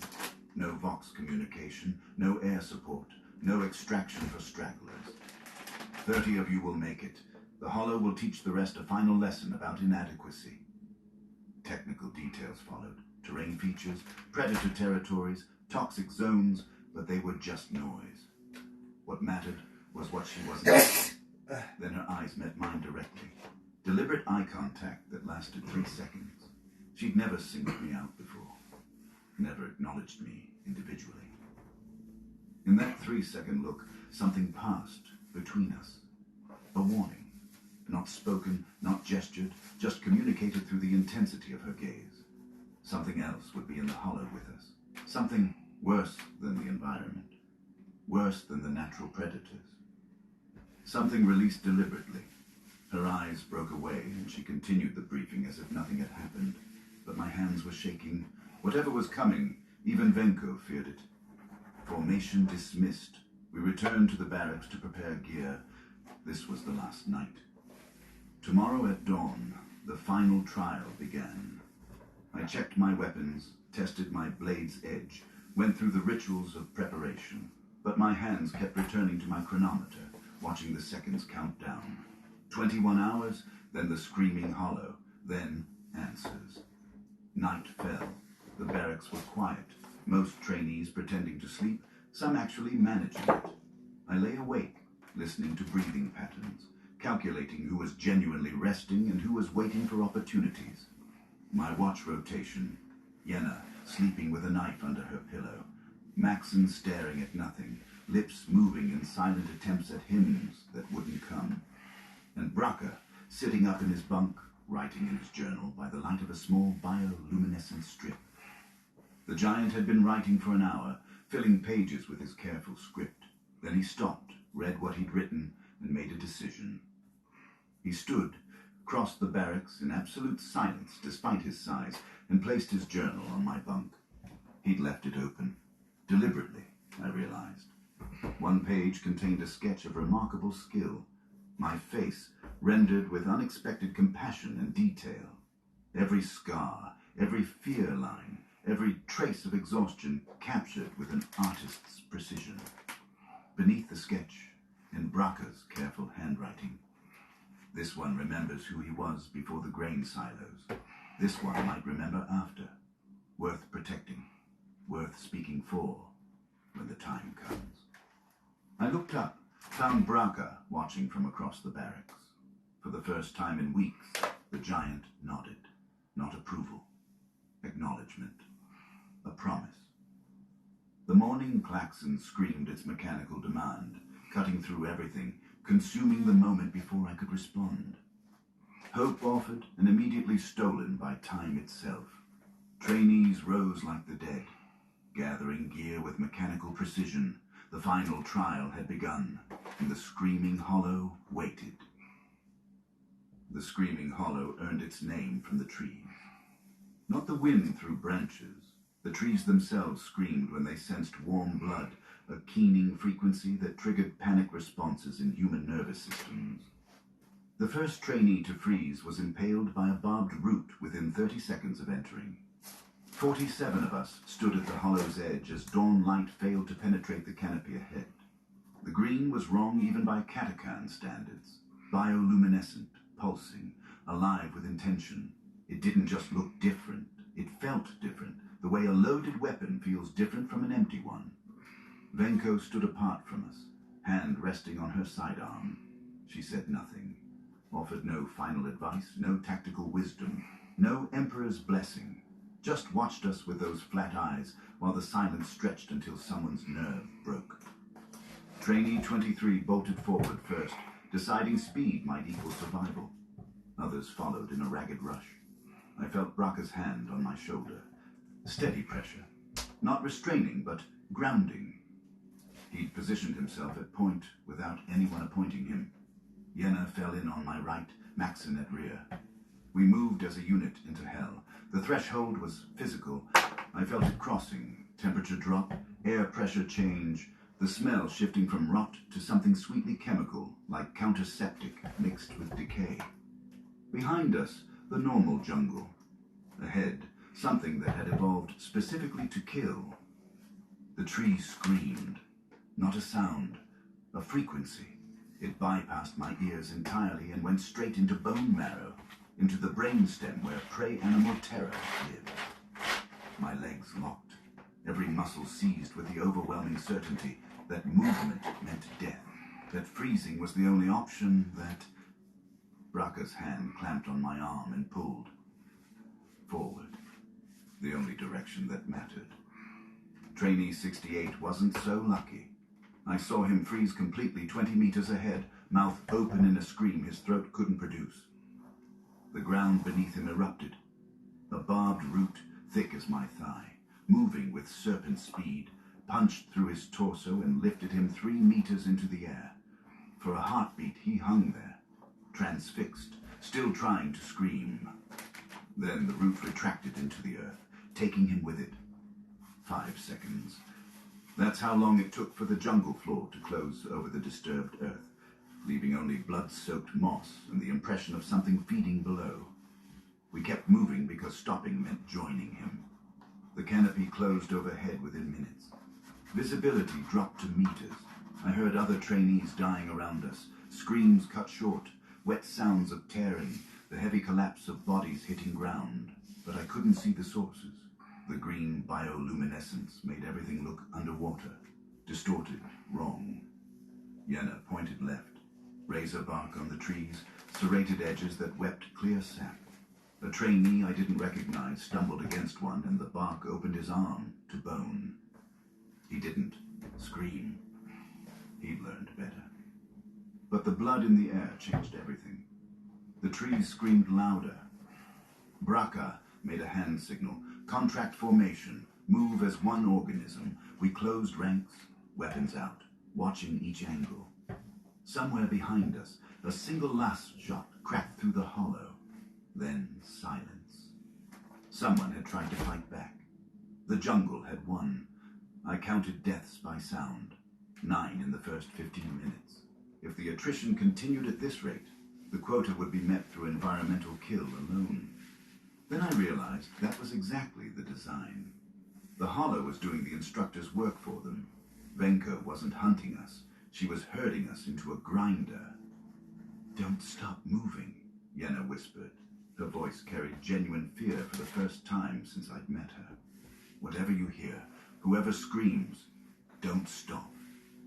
We pushed ground became treacherous. What looked like solid earth gave way to pockets of some organic slurry that burned exposed skin. Braca tested every step, choosing path by instinct I didn't understand, but trusted completely. Ahead, movement. Trainee 41, maybe 50 meters away, stepping into ground cover that Braca had carefully avoided. The moment his boot touched down, I saw it. Spore moss, the patches slightly different green than surrounding vegetation. He inhaled. The paralysis was instantaneous. He stood frozen, eyes wide, fully conscious as the moss began growing up his legs. Real-time growth, seeking moisture and warmth, colonizing living tissue. His eyes screamed what his paralyzed throat couldn't. 3 minutes. That's how long it took. We watched him die standing up while the moss grew into his uniform, into his mouth, into his eyes. At the end, his paralyzed throat managed one choked sound before the spores filled his airways completely. Maxson started to pray, but no words came, just his lips moving uselessly. We reached a stream crossing. The water looked clear, moved sluggishly, reflected the bioluminescent canopy like liquid emerald. It looked perfect. That should have been the warning. Maxson knelt to test it. Yenna stopped him, pointing to a branch overhanging the water where bark had dripped sap into the flow. Where the sap touched water, it bubbled and the branch showed bone-white scarring. The water wasn't water. It was digestive enzyme, a feeding mechanism. The stream was a mouth. This isn't a jungle, Yenna said quietly. It's an organism, one massive organism that's been feeding for... Venko appeared on the opposite bank. No one had heard her approach. She'd been standing there watching, possibly for minutes. She made eye contact with me, just me, and nodded once. Acknowledgement of something I didn't understand. Then she turned toward the sounds of struggle upstream. Trainee 41's friend had tried to save him from the spore moss, gotten infected himself. He was conscious, half paralyzed, begging. Venko walked to him calmly, drew her sidearm. 29, to go. You're wasting time. Single shot. Head. Clean. She didn't stay to watch the body. She vanished back into the green like she'd never been there. We stood in silence. Finally, Yenna spoke. She's counting down. 29 more have to die. She's making sure the numbers work. The Emperor provides what we require, Maxson said automatically. But his voice was hollow, mechanical, faithless. Braca found us a crossing, a fallen log that I realized Venko had deliberately positioned to be visible. She wasn't just culling, she was guiding the survivors towards something. I crossed the log and looked down at the enzyme stream. Bones at the bottom, dozens of them, maybe hundreds, dissolving slowly in the acid. Old bones. This trial had been run before, many times. The Memorial Grove's thousands of tags suddenly made horrible sense. This wasn't new. This was institutional. The Imperium had been doing this deliberately, repeatedly, because the mathematics said it worked. I felt something inside me go cold and still. Not horror anymore. Just calculation, numbers, survival odds, the emotional death that precedes the physical kind. We pushed deeper into the hollow's heart. The environment intensified. Toxic air that made breathing feel like drowning. Ground that writhed with motion just below the surface. Trees that bled when branches shifted overhead. Behind us, periodically, we heard single shots. Venko enforcing the quota. Patient. Inevitable. At 13:47 hours, the silence arrived. Every sound in the hollow stopped simultaneously. The tree screams, the distant movements, the rustle of predatory vegetation, even the wet sounds of the stream behind us. The absence was so complete I heard my own heartbeat in my ear. Braca stopped moving instantly. Closed fist signal. Everyone froze. 30 seconds of that drowning silence. Then, from perhaps 200 meters away, something massive moving through undergrowth. Too many legs, too fluid, too fast. The movement sounds were wrong. Biomechanics that didn't match anything terrestrial. The Katakhan devil had entered the trial. Bracca's next signal was unmistakable. Move now, perpendicular to that sky. We navigated toward the rocky elevation where vegetation thinned. Behind us, screams erupted, human and trained. The devil had found trainees. We didn't look back. We climbed, hands bleeding on razor stone, adrenaline masking the worst of the pain. The outcrop gave us sightlines down into the hollow's bowl. From that vantage, I saw what was happening below. 3 separate trainee groups being herded together by the devil's movements, driven into a killing zone like cattle into a slaughterhouse chute. The devil wasn't hunting randomly. I scanned the canopy and found her. Venko, on another outcrop, speaking into a box unit, watching the slaughter with clinical detachment, adjusting the devil's path with radio commands. Someone was directing it. The final horror wasn't natural selection, it was artificial culling with a living weapon. The devil emerged into partial visibility below. I saw it through vegetation gaps, chitin the color of old blood, limbs like segmented blades, compound eyes that reflected bioluminescence in fractal patterns. It moved through the trainee group like a threshing machine. One of them, young, dark-haired, screaming for his mother, looked exactly like my brother had looked the last time I saw him alive on Verdun 3. The devil took him. The feeding sounds were identical to the tyranids in the grain silos. The wet tearing, the crack of bone, the sound of something eating while its prey still lived. I was back in the silos. 3 weeks in darkness, listening to my family being consumed, my mother screaming, my brother calling my name, and me hiding, doing nothing, frozen with terror while they died because I was too weak to... Maxon's hand clamped over my mouth, dragged me backward from the edge. I was making sounds, attracting attention, getting us killed. Yenna threw a smoke canister toward another group, drawing the devil's attention away from our position. Bracca positioned himself between us and the approach vector, utterly still, utterly ready to die, buying us time. They moved as a coordinated unit while I was dead weight, my body refusing every command. We descended the outcrop's far side, boots slipping on blood-slick stone. Reached cover just as the devil crested the ridge where we'd been standing. It paused, scented the air with organs I couldn't identify, then followed the smoke toward easier prey. But it knew we were here now. It had our scent profile. In the deadfall's temporary safety, Yenna slapped me hard enough to split my lip. Stay here. Stay now. Your brother is dead. That wasn't him. If you freeze again, I'll leave you myself. The cruelest kindness she could offer. Maxon said nothing, but his hand stayed on my shoulder. Anchor to reality. Proof was here now, not there then. Bracca wrote quickly in his journal, then showed me. The devil has your scent. It will return. Master this, or die. We cannot save you twice. He closed the journal and took point again. The march continued. I tasted blood from my split lip and focused on the physical sensation. The devil had my scent. The devil would return. But for now we were moving, and movement meant survival. I counted my breathing. In for 4, hold for 4, out for 4.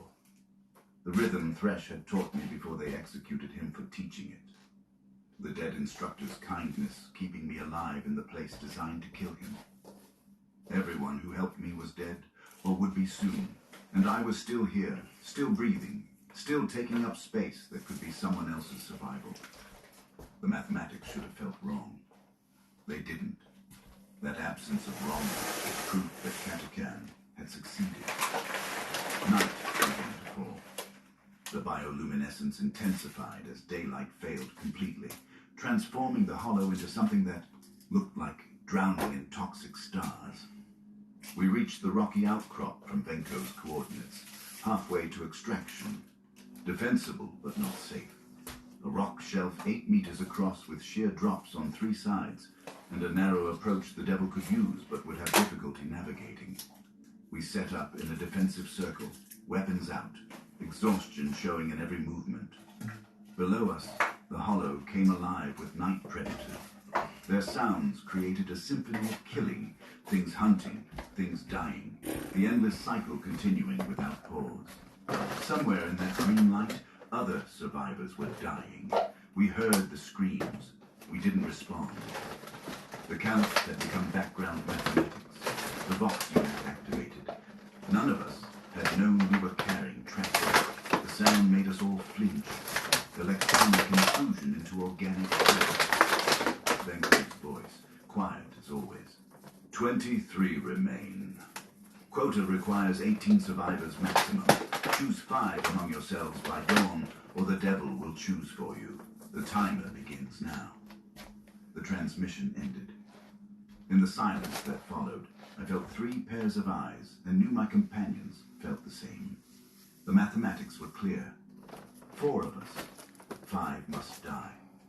The equation didn't balance unless we turned on each other, or found other survivors and condemned them instead. Yenna laughed. Not her usual manic humor, but something hollow and broken. So, this is the final lesson. We kill each other, or something else kills us. Either way, they win. Maxon's lips moved in automatic prayer, but no sound emerged. His faith had died, but his body kept performing the rituals. Braca opened his journal, wrote for a long moment, then closed it without showing anyone. Waiting for someone to solve the equation, to find the path that didn't end in betrayal. But there wasn't one. That was the lesson. Survival required choosing who dies. I looked at my 3 companions in the toxic starlight. Yenna, who laughed through hell until hell finally it's crazy that I showed a mess, but I learned from Asmongold and also others. But whose body kept moving. Like, it's a weird, good thing somehow to show your own worth speaking for when the time comes. True. These were the only people left in the universe who maybe it is dumb or weird. And mathematics demanded that at least but yeah, nice to chat again. Hello, and what do they want to say? I forgot. What made me clean now? Yeah, just like who wants to live like this? And this moment it has to be done. At some point, you have to do something. Otherwise, you really have a problem. And I gotta do stuff also, like real life stuff, and yeah. But the main thing, which is the most important reason that you should have in a way, is also yourself. You do it for yourself. But while I'm cleaning right now, I'm inhaling so much dust and ash that is almost worse right now than if I wouldn't have cleaned. Either by choice or by claw. The night stretched ahead, like a trial with no correct answer, only wrong choices with different body counts. Good night, Robin. I shouldn't have turned off the screen over here, but since I'm charging, I thought it's okay. The timer continued, and 4 people who started as victims realized they were being forced to become executioners or corpses. There was no third option. There never was. Yeah, but the content is showing the mess. And like that molded fucking food that you ate like 3 days ago. That's the art. That's the content. The cleaning up is something that you should do, and he cleaned up a little bit more than usual also, and I'm sure he gets some help every now and then. Since he has like $1 billion dollars. Quota required 18 maximum. 5 must die. 4 of us crouched on this outcrop. The equation didn't balance unless we found 5 strangers and condemned them to the devil's attention. I'd hidden in a grain silo. You know, Asmon made me, so he might as well send some money over for a cleaning lady. Survival Clip through it and inaction, ship it too. elevated to survival through murder. The difference was I could pretend this was tactics instead of cowardice. The rationalization felt thin even as I clung to it. We use ourselves as bait, I whispered. The words tasted like I can't watch him too much. There's a cluster of like while I admire his abilities and intelligence, it's still a little bit slightly below my level. The devil toward them, sadly. let it engage. But some clips are good, and I love that he Yenna stared at just me says in the what he's toxic thinking. starlight. Her laugh And I kind of came like the unbroken. WoW content back So in the day we're a the little bait bit, and the but I was hunters. never like a huge fan or Pity. huge watcher, to be honest. She paused, and something in her expression shifted. But also when his mom died, for example, that felt so sad. So there is this weird At least parasocial when I connection. murdered people in the Underhive, And I just, had the decency yeah, the to look degening, you know, them like in the he eye showed his dead first. Maxim generation. said nothing. His lips But moved all in gamers, automatic or many prayer. gamers No have it. sound emerged. He just nodded. But they would never His have face shown was it like in the gone. 90s. His He would body never have shown operated this on mess, so to autopilot. speak. The boy who saw everything as divine testing had stopped asking if the Emperor watched. The silence was his answer. Braca opened his journal, wrote something in careful script despite the darkness, then showed Yeah, it sometimes to I me. watch like his highlight His videos on handwriting was YouTube. remarkably elegant. Actually, more often This than is I'm what watching they him, I wanted. guess. We become it or we die. And then I skip when he talks sometimes also. Sometimes he He drags on too closed the long. journal And, and looked at me with those I don't judging know, yeah. eyes. Not condemning. but sometimes he has some interesting points, which, I had passed some test I hadn't known yeah, I was taking. like I said, I admire that We he moved just out says it. with 14 minutes It's remaining. crazy. The screaming hollow at night was a different beast than by day. The trees didn't scream without light stimulus, but something else did. Distant howls that might have been wind through rock formations, or might have been the last sounds of dying trainees. But sometimes he says also stuff that just shows that he doesn't have Just enough to any navigate knowledge life, about not the enough to topic see really, threats or until they were real life information, We experience moved or with stuff. practiced silence now. But only sometimes. Catacomb talk. Each footfall placed deliberately to avoid carnivorous moths that would crackle and alert predators. Our breathing synchronized to minimize noise. We've learned this through watching others fail. Every lesson here was written in someone else's blood. I could see the trainee cluster ahead. 9 of them, exhausted, Yeah. weapons pointed outward in a Yeah, defensive but he circle never that claimed would also to be protect super nothing smart against or what was whatever. coming. And he would They totally found a hollow between admit root his structures mistakes and and stuff. convinced themselves it was He knows he's the Degen. defensible. They were His mother was a children, Degen. plain soldier. His waiting father for was some dawn other and kind of weirdo. extraction, believing just survival what it was is. about It just shows endurance us rather than sacrifice. a part of his life, man. I That's marked all. their position on my data That's set. actually the content. My hands didn't Not- shake. That not really absence of the- tremor that felt he like would be a proof of great- something breaking inside me. 12 minutes. A great mind. Anna breathed against my ear. Do it He's maybe now even a or little we're bit in like, the quota well, ourselves. he's our kid. I triggered the proximity In alarm ourselves. stripped from a corpse 3 hours ago. The electronic chirp cut through the hollow like a blade through flesh. Artificial sound in an organic hell. Impossible to miss, impossible to ignore. Below us, the 9 trainees froze. They It can be rage They bait, knew dude. what it meant. Sometimes people The rage devil bait. was coming, Like, drawn by sound at like this a point sharp where you blood, take him so and we serious just already, rung the dinner bell. The that you jungle really was think silent. about what he is Every thinking and predator who he is in and the whatever. square That's when he kilometer won already, you know. recognized that silence. He doesn't even know The who you moment are. when something larger But you are arrives and everything watching else these videos flees or and hides. and The stuff. normal cacophony of It's not night worth it hunting anymore. ceased, Just as if someone had cut Give the yourself water. unconditional love, Then the man. trees began That's to what you bleed. need. Not metaphorically, actual bleeding, where something with razor-edged limbs had passed through branches so quickly the wood hadn't registered the damage until seconds later. Sap ran dark in the bioluminescence, looking like arterial spray. The devil was already inside their perimeter. It had been there for minutes, stalking, choosing, waiting for the right moment. The alarm had simply given it permission to stop playing with its food. The first trainee died without sound. He was there, scared but functional, weapon raised, and then he wasn't. Something took him into the canopy so fast, reality seemed to edit him out of existence. His weapon clattered to the ground 3 seconds after he vanished. Then the screaming started. I couldn't see details. The devil moved too quickly. The light was too poor, and my aim was wrong. But I heard everything. The wet, tearing sounds, the screams that cut off mid-note, the impact of bodies hitting root structures with bone-breaking force. One trainee managed to fire his laser gun.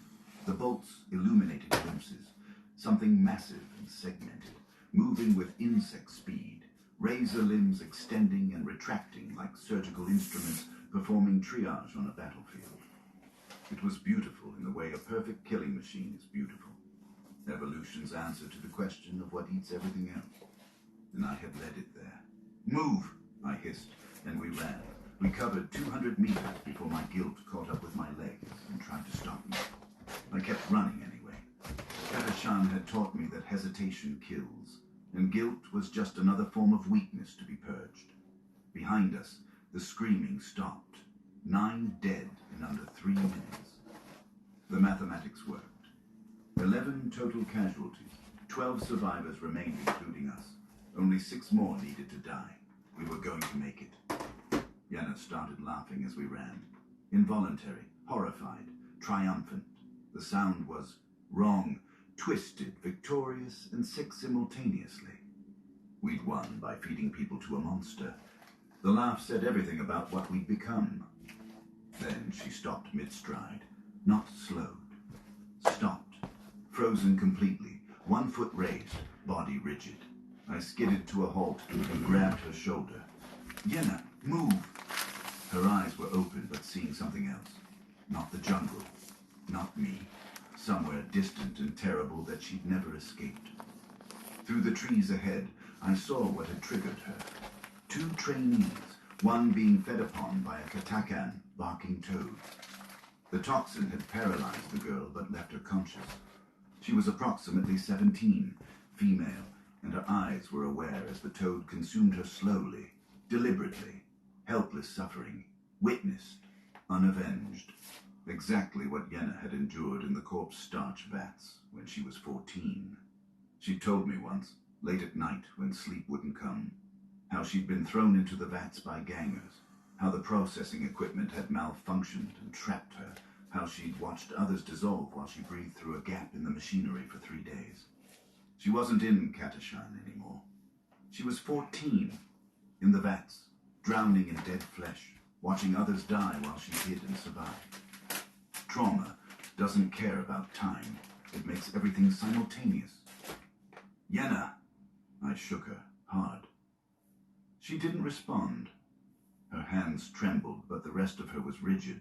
The freeze response, the paralysis of overwhelming horror. I knew it intimately. I'd felt it when Kosh died. Behind us, branches cracked. The devil, finishing with the first cluster, following our trail. It had tasted blood and wanted more.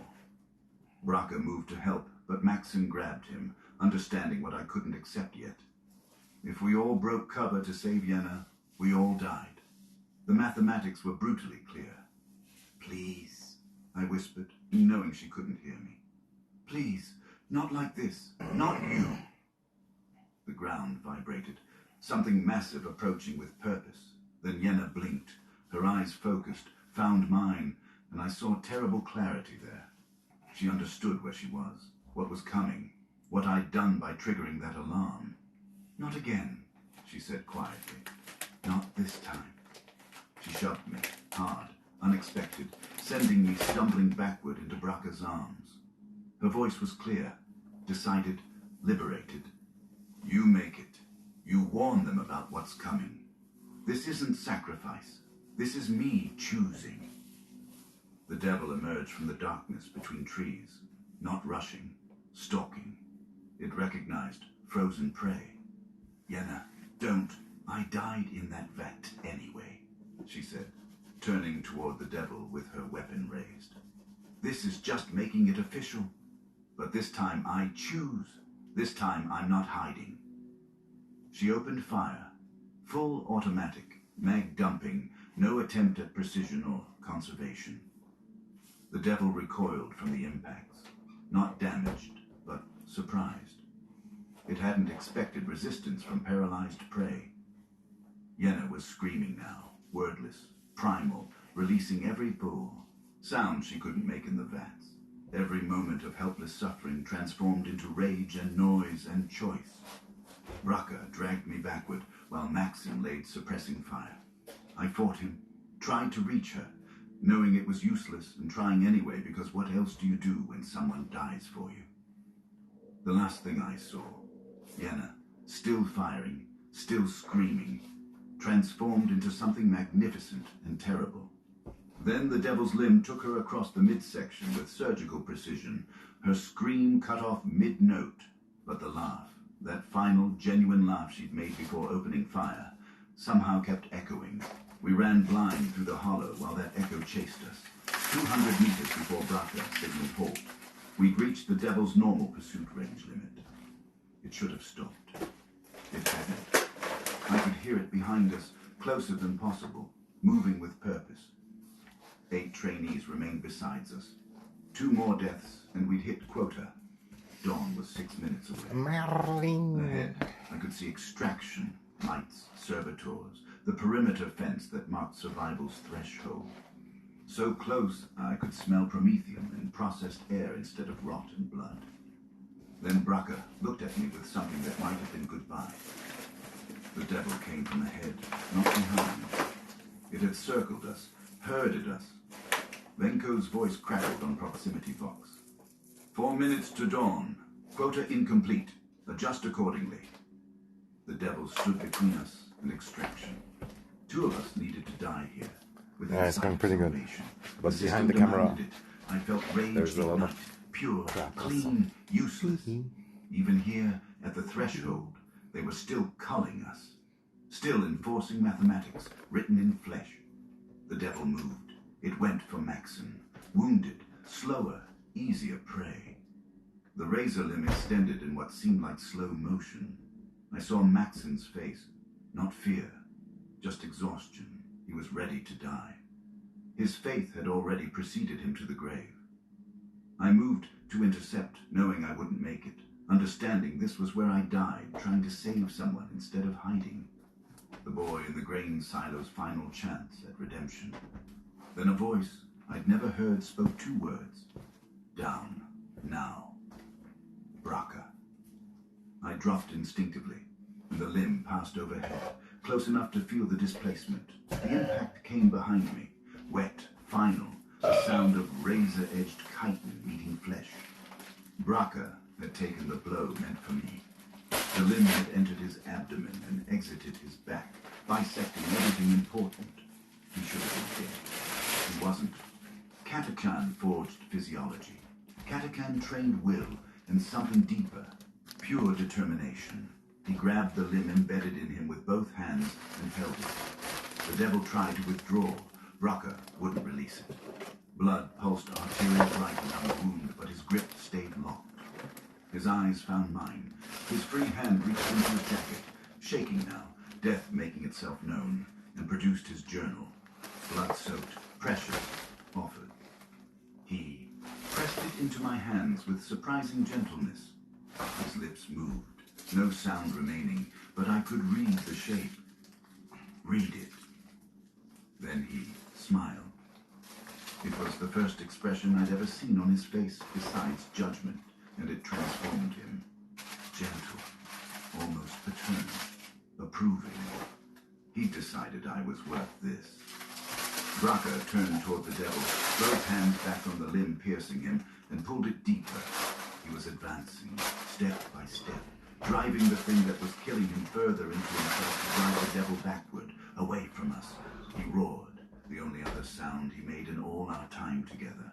Primal, endless, defiant. Braca, no! The word left out of me. He looked back once. His expression said, yes, this is the choice. Honor it.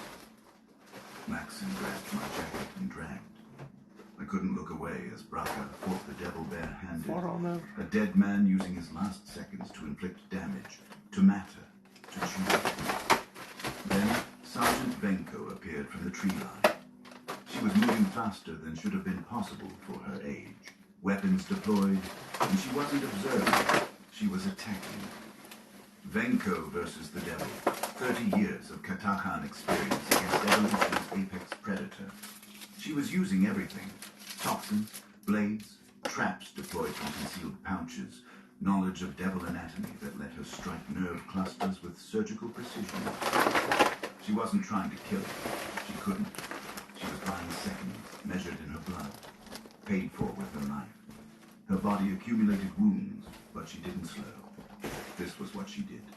This was what she'd always done. That sounds nice. 30 meters, 20, 10. The devil couldn't cross the fence. Venko positioned herself between it and us, bleeding from a dozen wounds, still fighting with precision that transcended. What can you tell me about Oseras? Is there like dungeons? Is there like a raid? Safety, extraction, survival. I don't know anything. Not loudly. She never raised her voice, but it carried. I didn't make you hard because I hated you. I made you hard because something worse is coming, and soft men become food. A razor limb took her across the throat mid-sentence. She died, looking at me. Her last expression wasn't pain. It was satisfaction. The quota was met. The devil stopped at the perimeter's exact boundary. It didn't pursue, didn't test the fence. It simply watched with its compound eyes, then withdrew into the jungle with deliberate calm. It was never meant to kill all of us. It was a tool, precisely calibrated, performing its function perfectly. I counted survivors crossing into extraction. 18 total, not 17, not 19, 18, exactly quota. Servitors began processing us immediately. Medical scans, equipment checks, readiness assessment, no rest, no ceremony, no acknowledgement of what had just happened. Maxim stood beside me, staring at nothing. His breathing was mechanical, empty. His body had survived. Whatever lived inside it had died with his faith. I looked at my hands, holding Bracca's journal, blood-soaked, precious. I was alive. Yenna died laughing. Bracca died speaking. Venko died protecting. I was alive. The mathematics said my survival was worth 3 deaths. I didn't believe that. I didn't believe anything anymore. Dawn broke over the screaming hollow. The light was wrong. Too bright. Too clean. Revealing too much. Bodies visible in the distance, becoming carrion. The jungle would reclaim them by nightfall. I didn't look back. I couldn't. I'd see them for the rest of my life anyway. A servitor handed me a data slate, while another treated my wounds with mechanical efficiency. I opened Bracca's journal with shaking hands. Page after page of detailed observations about each trainee. Philosophical reflections written in careful script. Sketches of remarkable skill. The Holla, the creatures, us. I found the final entry, dated the night before. I stopped speaking when I realized words could not describe what the Imperium does to souls. Today I spoke 2 words for someone worth breaking silence. I hope he understands what I could not say. Surviving is only the beginning of the horror. What comes next is why they made us this way. In the distance, shuttle engines spun up. No rest, no recovery, immediate deployment. I closed the journal as the sound grew louder. Mechanical thunder drowning out the organic sounds of Katakan's endless hunger. 3 people died believing I needed to survive what was coming. That burden was heavier than any weight had placed on me. I didn't want to know what was worse than this. I owed the dead my survival, and that debt demanded I find out. The shuttle descended through dawn light. Extraction, salvation. The entrance exam was over. The real horror was about to begin. The shuttle landed precisely 14 minutes after the last survivor crossed the extraction perimeter. No medics, no debriefing, no time to count our dead. Just a single logistics servitor with a data slate full of orders. I stood on the ferrocrete pad with 17 others, 18 total, exactly quota, while behind us, the screaming hollow continued its eternal chorus. The extraction platform was a scar of human construction in Katakan's flesh. Ferrocrete poured over a jungle that constantly tried to reclaim it. Sap still bled from the edges where force barriers held back the green. The air smelled wrong, less rot spore blood, more the sterile, recycled atmosphere bleeding from the shuttle's open ramp. The change was jarring. I'd adapted to Katakan's smell. This clean air felt hostile. The servitor descended the ramp, its augmetic legs clicking precise rhythms on ferrocrete, while behind us something screamed in the distance. half flesh, half machinery. Its face wore the expression of the dead, glassy eyes that tracked without seeing, different from Maxon's dead eyes. The servitor had never been fully alive. Maxon had been and wasn't anymore. I still held Bracca's journal. The leather cover was sticky with blood that had oxidized to brown. My hands wouldn't release it. Around me, the other survivors stood in loose approximation of formation. We held our weapons too tightly, tracking movement like prey animals that couldn't quite believe the hunting had stopped. Someone's breath came too fast. Someone else trembled despite the heat. I checked myself. Steady hands, even breathing, heart rate elevated but controlled. The training had worked on my body, even if my mind was somewhere else. The servitor stopped 3 meters away and spoke without preamble or acknowledgement. Trainee 73, Darren Colm. Graduated status confirmed. Deployment orders acknowledged. Step aside. The voice was mechanical, bored, utterly indifferent. It pressed a data slate into my hands, cold, smooth, heavier than it should be, and gestured for me to move. I took it on autopilot, my hands obeying before my thoughts caught up. I stepped aside. The servitor continued down the line. Trainee 147, Maxon Cole. Graduated status confirmed. Maxon took his slate but didn't read it. His eyes focused on nothing. When I said his name softly, he didn't respond. I tried again, louder. His head turned toward me with mechanical slowness, but his eyes never focused. His mouth opened and closed silently, forming shapes that might have been prayers, but producing no sound. The thing that made him Maxon, the choir boy who sang hymns to keep his faith alive, was gone. The body remained, a warning written in flesh. One by one, survivors took their slates and moved to form a new line.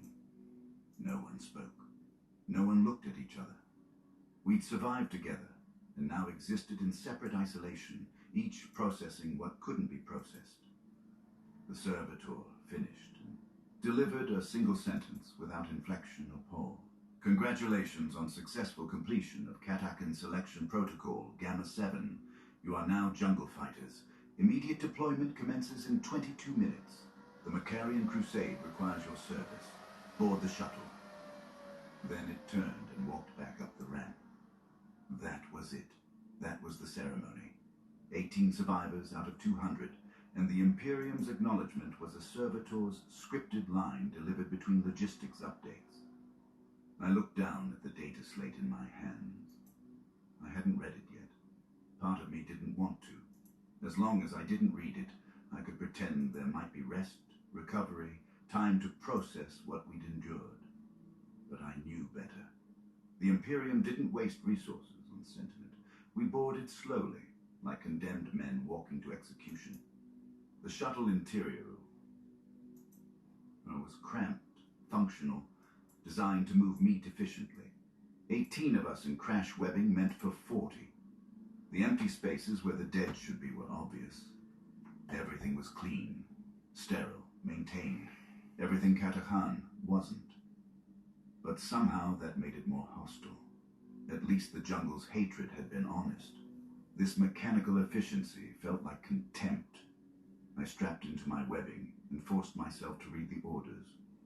First section, standard deployment information. Regiment designation, transport schedule, equipment manifest. I skimmed past it, barely processing. Second section, tactical briefing. The words Verdun 3 sector hit me like a fist. I stopped breathing. Not Verdun 3 itself, the sector, close enough to matter. I scrolled further, my hands suddenly unsteady. Mission brief. Counter Tyranid operations against identified Hive fleet designations. I saw the classification code and my vision narrowed. The same fleet, the same Xenos force that had consumed my homeworld, my family, my life was full. The thing I'd hidden from while my mother screamed. The nightmare I'd carried through 10 weeks of Katashan hell. My hands began to shake. The data slate rattled against my webbing. I scrolled to personnel notes, usually just equipment specializations or squad assignments. Found an addendum marked Analyst Commentary Restricted. I shouldn't be able to see it. Servitor Processing had left it visible. I read, Subject KOLM, Darren. Origin, Verdun 3. Destroyed. Tyrannid Incursion. Ref 447.829 on M41. Conscription circumstances. Sole survivor of agricultural settlement via extended concealment with grain storage facility. 23 days. Family unit casualties. Total. Psychological assessment. Severe trauma response. Potential combat applications. Assignment rationale. Subject demonstrated anomalous survival capability during initial Tyrannid contact. Return deployment to similar threat environment calculated to produce one of two outcomes. A. Trauma-enhanced combat effectiveness via familiarity-driven aggression. Or B. Rapid psychological breakdown resulting in combat casualty. Munitorum operational analysis. Both outcomes acceptable for high attrition deployment theater. Expected survival duration, 1431 days. Replacement time, already processed. The clinical language made it worse. I wasn't rescued. I was harvested. My survival wasn't remarkable. It was noted, catalogued, and weaponized. The Imperium looked at a traumatized boy and calculated how to extract maximum value before disposal. My family's death wasn't tragedy. It was my resume. My survival wasn't courage. It was data. Katakhan wasn't punishment or training. It was calibration, tuning me for a specific purpose. They were sending me back because a man who hid in a silo while his mother screamed would either be motivated by revenge or paralyzed by memory, and the Imperium didn't care which. I was ammunition either way, expendable. Already calculated, already dead, just waiting for reality to catch up to the paperwork. The thought that broke something in my chest.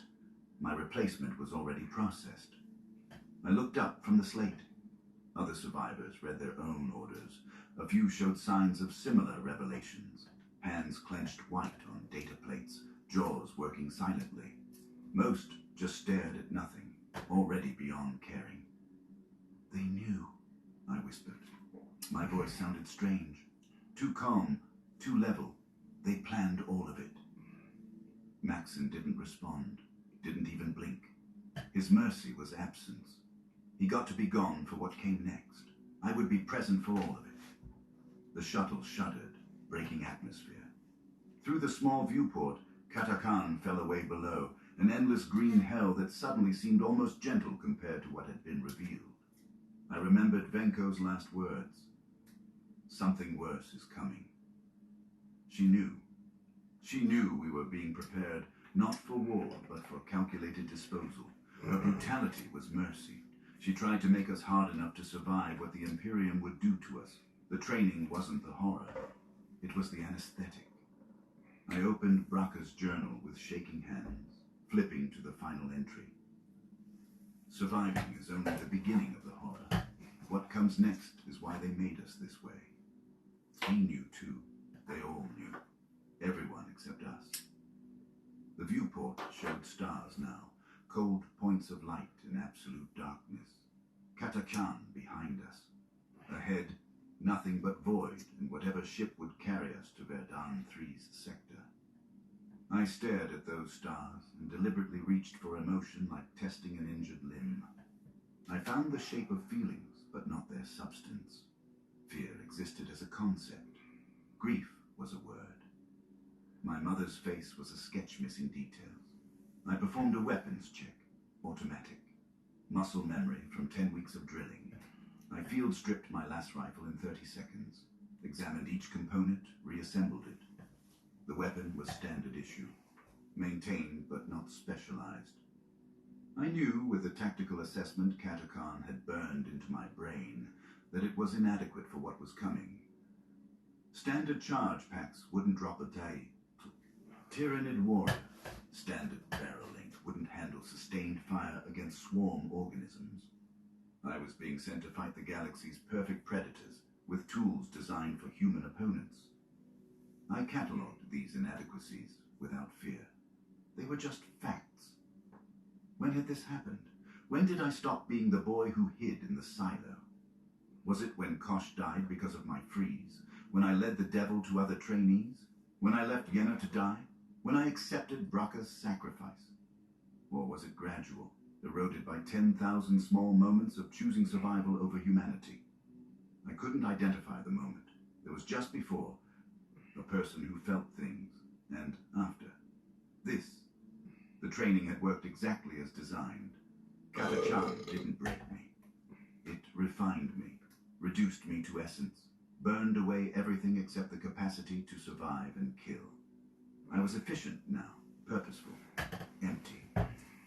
I caught my reflection in the viewport's dark surface, my face superimposed over to the stars beyond.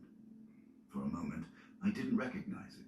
The features were mine, the jaw, the nose, the scar above my eyebrow from the first week's face-eater encounter. But the expression was wrong. The eyes were wrong.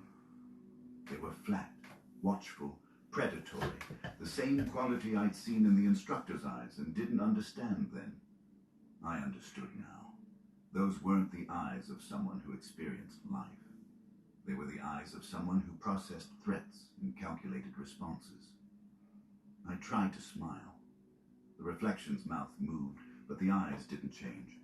I was wearing my face like a uniform, but whatever used to inhabit it had been court-martialed and executed for weakness.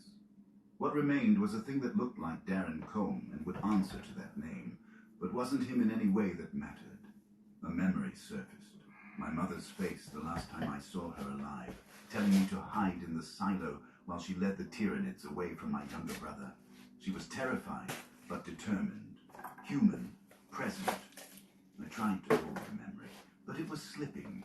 Her face was losing detail. Was her hair pulled back or down? What to do next? So many things, so many I was possibilities. forgetting. Not because time had passed, but because the part of me that held emotional memory had been cauterized. I knew intellectually that I'd loved her. I could recite facts about her, but I couldn't feel it anymore. The training didn't just teach me to survive. It taught me to amputate the parts that would make me hesitate. My family was becoming intelligence data, factors in my tactical profile rather than people I grieved. This should devastate me. Instead, I noted it and filed it away. Useful information. The shuttle docked with the transport ship, a shudder through the hull and the hiss of pressure seals. Around me, survivors unbuckled from crash webbing and gathered equipment. They moved in silence, each isolated in processing what they'd read, what they'd become. I stood, settling my rifle across my chest in patrol carry. The weight was familiar, comfortable. This was the first thing that felt right since extraction. Not the human interaction, not the rest, the weapons. I'd become a thing that only made sense when armed. Maxson rose last, moving only because others were moving. I reached out and steadied him when he stumbled. The gesture was automatic. Preserve unit cohesion, protect squad members. Not because Maxson was a person I cared about, because he was an asset. I recognized this utilitarian calculation for what it was. Exactly what Benko would have done. I've become her. We all have. As we moved toward the airlock, I opened Bracca's journal one final time to the sketch he'd made of me, rendered with care and skill, showing compassion in every line. Beneath it, this one remembers who he was before the grain silos. This one might remember after. Worth protecting, worth speaking for, when the time comes. Bracca was wrong. The thing that remembered was gone. But his final gift became clear. The journal was evidence that something had been lost. Proof that Darren Combe existed before he was refined into Trainee 73. I closed the journal and sealed it in my kit. Not to read, just to carry. A memorial to myself. We boarded the transport. The airlock closed behind us. I found my assigned berth in a compartment with 200 other soldiers. Fresh meat from other training worlds. veterans with dead eyes, officers who looked through us rather than at us. The troop berth was a cathedral of meat. Thousands of bunks extending into darkness, each holding a body destined for consumption by war. The air smelled of unwashed humanity, weapons oil, and recycled atmosphere that never quite masked fear sweat. I found my bunk, third tier, section 447, no different from any other. I stowed my kit with mechanical efficiency and sense, the thin mattress offering no comfort because comfort wasn't the point. Around me, other soldiers performed the same rituals. Some prayed, some cleaned weapons, some stared at nothing. We were all the same, meat waiting for deployment. I thought about the boy who'd arrived on Katakran 8 weeks ago. That boy wanted to become someone his dead family would be proud of, wanted to transform from the coward who hid into a protector, wanted to feel human again. He'd succeeded and failed simultaneously. He became dangerous enough to never feel helpless again, but in doing so, he stopped being human enough to protect anything that mattered. His family wanted him to survive. He survived, but the thing that survived wasn't their son anymore. Mission accomplished in the worst possible way. I performed another weapons check, the third today, unnecessary but comforting. Each component was exactly as it should be. Standard issue, maintained, inadequate. When the Tyranids came, this rifle wouldn't be enough. My training wouldn't be enough. Nothing would be enough, because the Imperium was sending me to die and had calculated the exact duration of that death with actuarial precision. 14 to 31 days. I had a month, maybe, before the equations balanced and my replacement took this bunk. I should feel fear. I should feel rage. I searched for both and found only distant curiosity about which day in that range I'd fall on. Closer to 14 or 31. The thought was almost amusing. I lay back and stared at the bunk above me. Someone had carved words into the metal frame. The Emperor protects. I read them several times, testing them for meaning. The phrase that had sustained Maxon through weeks of horror before shattering completely. I tried to remember what faith felt like, my family's simple devotion, the security of believing someone cared. I couldn't access it. Faith required hope, and hope required the belief that outcomes mattered. My outcome was already calculated. My death was already scheduled. The Emperor didn't protect. He processed. I was already dead, just fulfilling the paperwork. The horror wasn't that no one cared. It was that caring was never part of the equation. I and Maxon and Yenna and Braca and the 182 others were never people to the Imperium. We were numbers, resources, ammunition to be expended at calculated rates toward calculated objectives. Understanding this should break me. Instead, it was almost liberating. If I was never real to them, then my death wasn't real either. Just numbers balancing. Just accounts settling. I closed my eyes and searched for a prayer. Something to mark this moment, this final recognition of what I'd become. I found only one that felt honest. I hoped it would kill me quickly, not bravely or meaningfully, or in service to something greater. Just quickly, efficiently, without prolonged suffering. It was the closest thing to a prayer I had left. The Emperor wouldn't answer because the Emperor didn't listen to ammunition. But maybe the Tyranids would be merciful in their efficiency. Maybe becoming food would be faster than becoming ash. I didn't hope for survival anymore. Just for an ending that didn't drag. That was what Katakhan taught me. That was what the Imperium made me into. A thing that measured success by the speed of its destruction. Katakhan was never the enemy. It was the entrance exam. The true horror hasn't even started yet.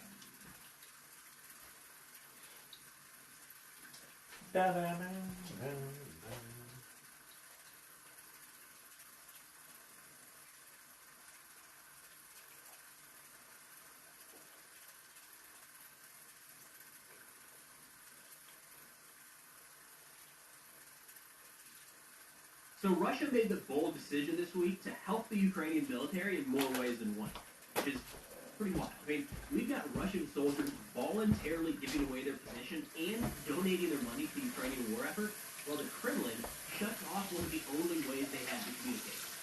All right, let's get into it. So Ukraine is in the middle of a counterattack in the south right now, and it appears they timed this perfectly to align with Russia losing access to Starlink, making it that much harder for Russian forces to effectively communicate. Now, Thorhill, an analyst talking about this, said, quote, the main attack started on February 6th, a day... That's kind of crazy how, like, we talked about Starlink, and then, like, 3 days later, they, like, turned it off. To transmit live video from Mavic, or reconnaissance drones, has a significant impact on the course of the fighting in the Berezov and Chernovake areas. Russian units were forced into communications using walkie-talkies. Within 1 day, the Russian communications system thus has reverted to the state in 2022. Currently, Russian communication units are hastily installing Wi-Fi bridges everywhere, but this will only partially compensate for the loss of Starlink. And this is something we've talked about in recent videos, and this gets us into the first assist from the Russian military. And I don't want to take away from the incredible actions being carried out by the Ukrainian soldiers on the ground. They're taking back territory in the fight, in a serious fight, day in and day out. But Russia took a couple of actions here that, I mean, by all accounts, are helping the Ukrainian forces move forward. The first one here was a Starlink scam, is the best way to put it. We've talked in recent days about how important Starlink has been to really both sides in this fight. There's been a real argument inside of Russia and inside of Ukraine that they are too reliant on the system, and what happens if all of a sudden it becomes unavailable? Well, Russia just found out within the last couple of days, and the answer is they have not built up adequate redundancy. So when Starlink went down, a lot of units went down. Now there's other ways that you can communicate. One of those was Telegram. Why didn't I turn around the camera? It would have been content. But it's annoying to level it out. So what happened when Starlink went down is understandably Russian soldiers across the front panicked. I mean, there was no public announcement that this was about to happen, and at some point in the next day or two. So guys are trying to figure out how can we make this work. I just made a coffee on it. 256 cyber assault solution set up some fake profiles and fake bot accounts and said, we got you. They reached out, they had Russian soldiers reaching out to them. They went into public Telegram channels and BK pages over in Russia's Facebook and said, here's your solution, we got you. We just need a little bit of information. And these Russian soldiers, so panicked to try to get Starlink back up and operational, voluntarily sent over to this group $6,000 in donations to get their equipment back up and running, which it couldn't. That all went directly into the Ukrainian armed forces. Then they also provided 2,420 submissions with Starlink details and precise geolocations. They just gave up every location for a Starlink terminal. And not every one, but every one of those is a location for a Starlink terminal. And those aren't just any. I mean, you have to assume that every one of those is at a relatively sensitive location. So, great job handing that information over, but also the details for each one of those Starlink terminals was immediately added to a blacklist. So what prompted all of this is Ukraine set up through SpaceX a whitelist program, and they said any terminal that we give you, that we tell you about, is set to be operational. We can keep that one running. Russian troops just sent over all of the information and unknowingly added their terminals to a blacklist, which Ukraine says has now made them, quote, permanently inoperable. So I guess they'll continue to be used as cutting boards and rain protection or whatever Russia's using it for right now. On top of that, during the course of this operation, the Ukrainian government did have a number, they said dozens of Ukrainian citizens that reached out offering, thinking that this was a legitimate service, offering to register Russian Starlinks in their name. They would appear to be Ukrainian. As of now, they say investigations are ongoing into all of those people that raised their hand saying that they would, for money, kind of act against Ukraine and in Russia's best interest. But either way, that's a lot of Starlink terminals down and a lot of money given by the Russian military directly to Ukraine. Now, turning to what is actually happening with this offensive right now, to kind of paint the backdrop here, I'm going to pull up a map to give you an idea of where this is taking place. We're going to be looking down here in the south, in the Zaporizhia direction. A lot of the fighting recently has been happening up near Kupiansk, in the east near Sloviansk and Kramatorsk, and then Pokrovsk, this little pocket. Right now, we're looking in the south. Turning to Russian blogger, military informant, he says there's extremely little information on the ground about what is happening. First, the recent disconnection of the Starlink systems of the Russian armed forces has played a role, which not only significantly complicated the communication of military units, but also purposely limited the flow of information from there. He added a second link.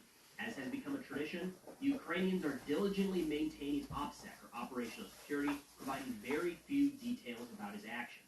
Now, this is the area we're looking at here specifically. It's at a bit of a corner, a bit of a break here between Zaporizhia and Dnipro, and we have seen in recent days videos of Ukrainian forces operating in this area. So no doubt they're there, but looking at Ukrainian pages and official government announcements, very quiet. Like, not at all what we're seeing in other sectors. In fact, it reminds me a lot of what we saw up in Kupiansk. And it does kind of look like, in that sense, military informant and I are on the same page with what might actually be playing out here. But before we get to that, a quick thank you to sponsor today's video, CyberGhost VPN. So as you can imagine, in this line of work, I spend a lot of time online, on a bunch of different websites around the world, which means every single time I log on, my internet footprint is pretty exposed. And that's why I partnered with today's sponsor, CyberGhost VPN, to keep my online activity private. A lot of people don't realize just how much information gets collected during regular, everyday browsing. I mean, incognito mode is not...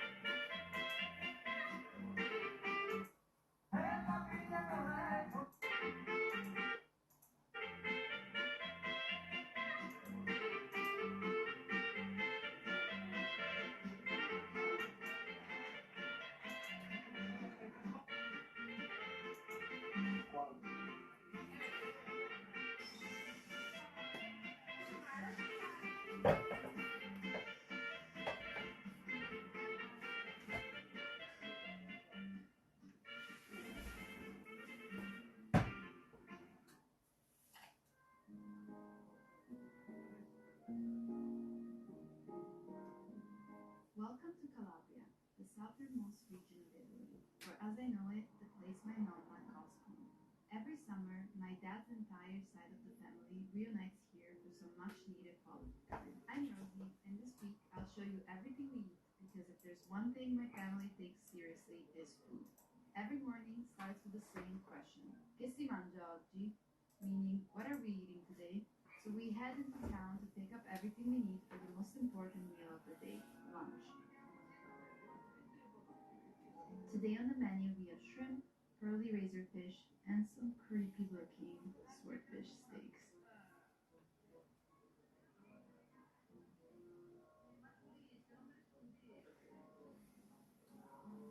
It's now time to head back, but first a quick breakfast, a refreshing glass of cold sweet almond milk. When we return, Nana's already waiting for us. The charcoal grill lit and ready to work its magic. The air is filled with the smell of freshly cooked fish. But Nana has bigger fish to fry today. In just 2 days, my cousin Conchetta is getting married. And that's all my family has talked about for the past year. She's been waiting for this moment for 10 years, since her engagement. And for good reason, it's tradition here for the couple's parents to buy or build them a home as a wedding gift. Since houses aren't cheap, it took time, but it's finally ready. Here it is. But Nana isn't here to see the house. She's here for a special Calabrian pre-wedding tradition, making the bed.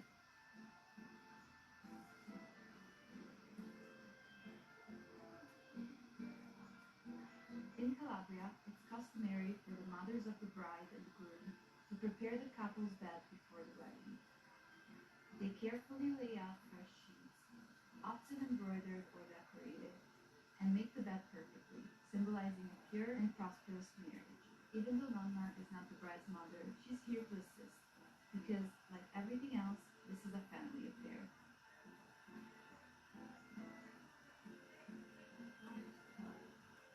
And with that, the bed is ready for my cousin and her husband to have the best sleep of their lives. Of course, the couple isn't allowed to see it until after the wedding. We end the day back at Nonna's home, where my Uncle Massimo is preparing his favorite dish for dinner, grilled fennel sausages.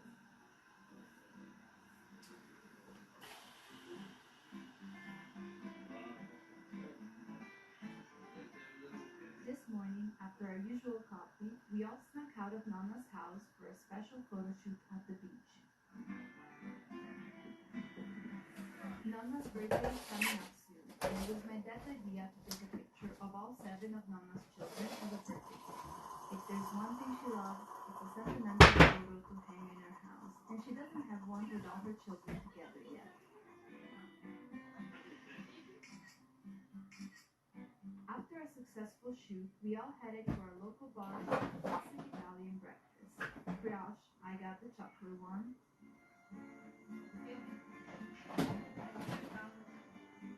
And coffee. I love getting iced coffee in the summer because I can't stand the thought of warm milk when it's 40 degrees outside. But every time I order it, I get a disappointed or confused look because iced coffee is definitely not a thing these days.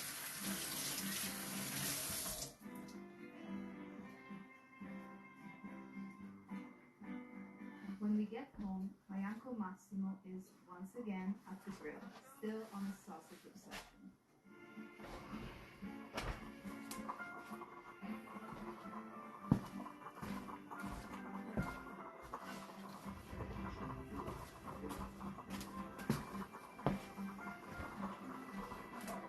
This time, we have a little more variety, with pork belly and steaks.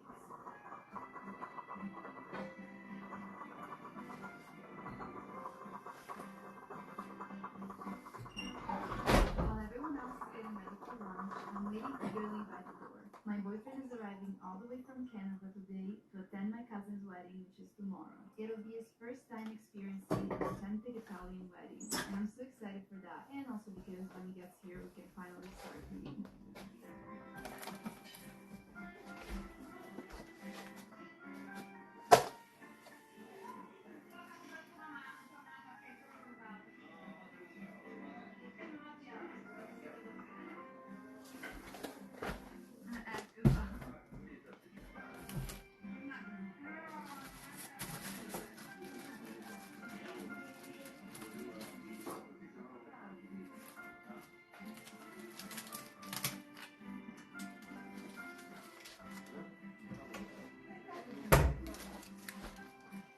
Dun, dun, dun, dun, dun, dun.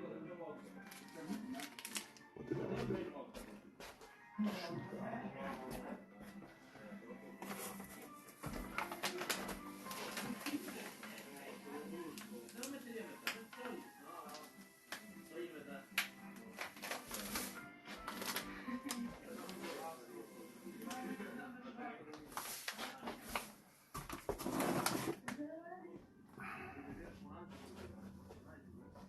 You have to be brave to drive here.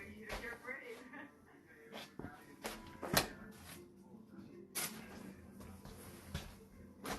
After lunch, I stopped for a quick coffee on the go before heading to the hairdresser to get our hair done for the wedding.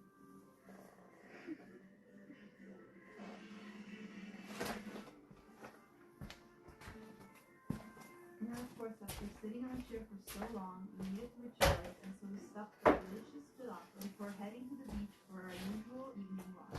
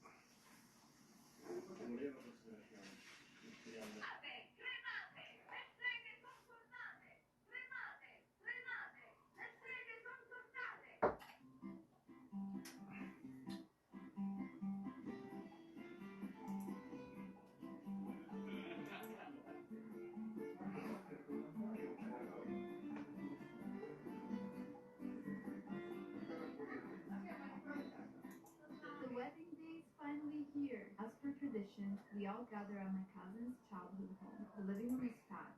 Some people are mingling, others are sipping drinks, but you already know where to find me. sneaking as many almond paste cookies and candies as possible.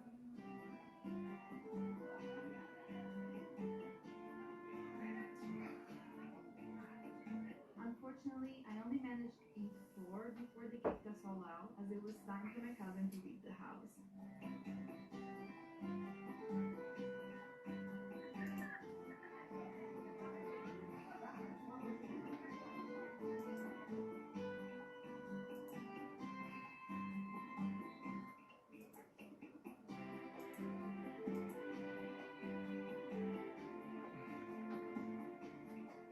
This moment is emotional, marking her transition from her family home to a new life with her husband.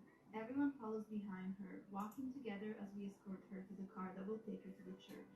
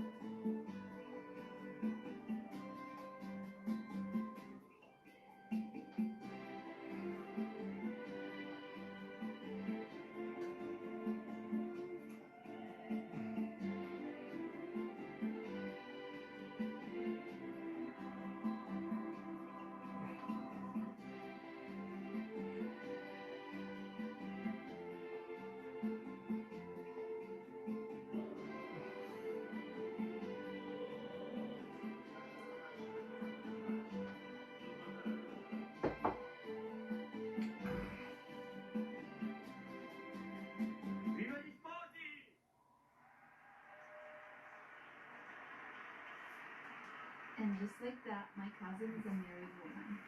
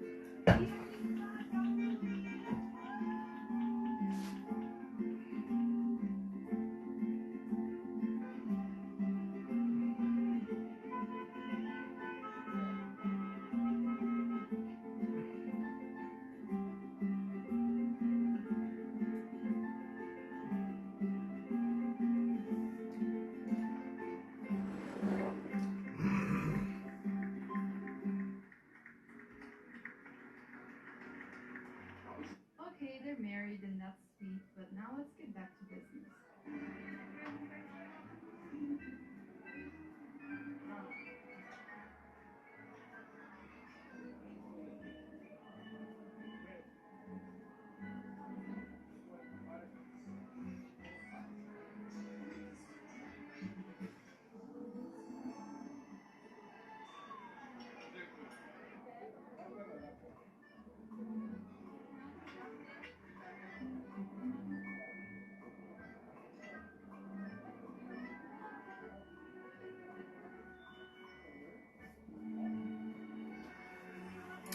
By the way, is the camera even straight? It feels straight, but it doesn't look straight.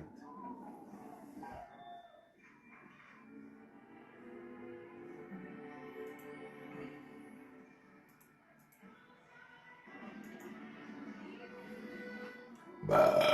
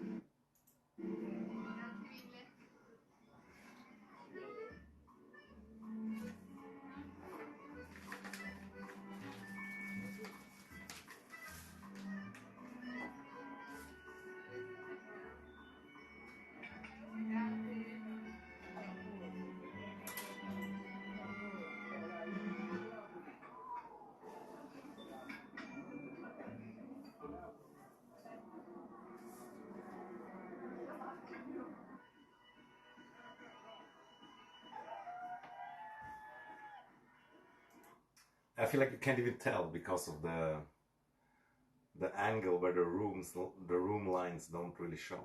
But it might be okay also.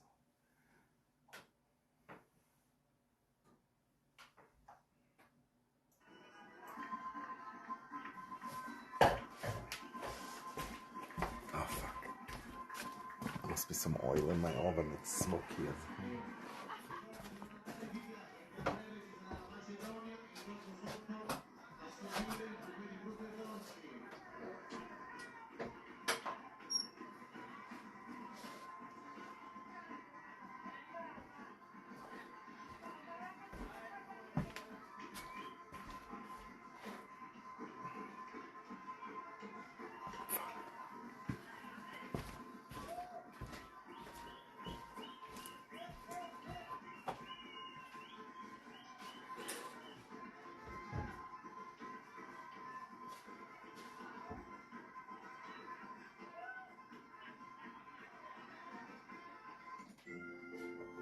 At some point, everyone started heading out, so I followed, completely unaware that the best part was still to come.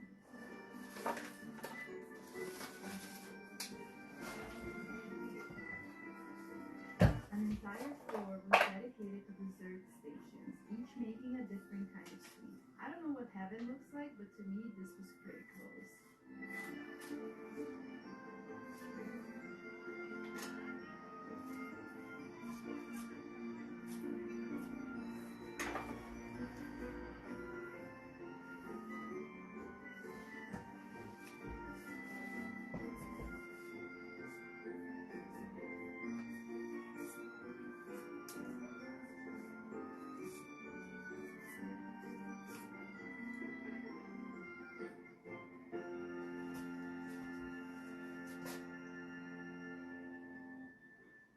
After consuming enough calories to last a month, the night was coming to an end.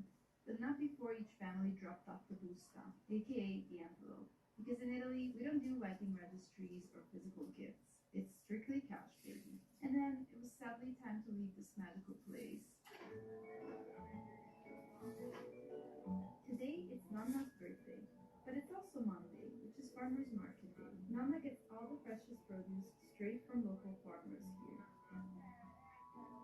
Green beans are in season, and so we know she's gonna make one of our favorite dishes today, pasta with green beans. By the way, if you want to recreate some of Nonna's go-to recipes, her cookbook is linked in the description box.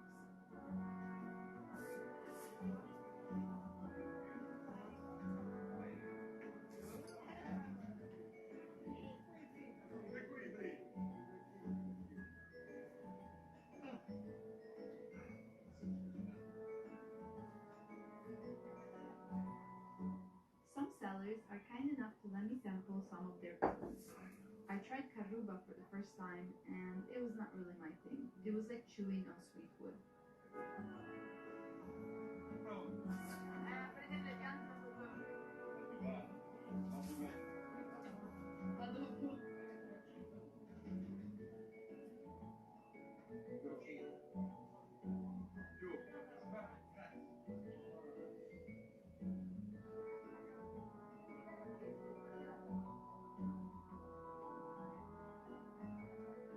My aunt is stocking up on homemade soap because in Milan, where she lives, she won't be able to find this. One of Calabria's best treasures. It leaves your clothes fresh and spotless. One of my favorite stands at the farmer's market is the pizza stand. There's nothing better than a freshly made pizza for breakfast.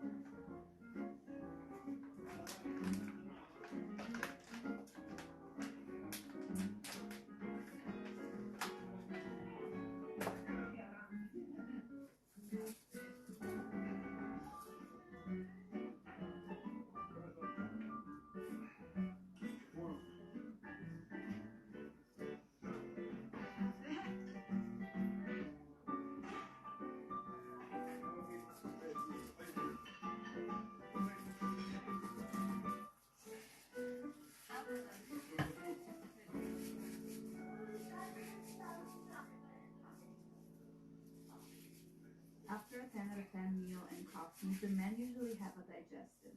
Here's my Uncle Chicho making my boyfriend try some, and it's so funny because it seems like this is an advertisement and he's a rep for this liquor company, but I swear it's not an ad. He's just proud that it's a liquor from Calabria.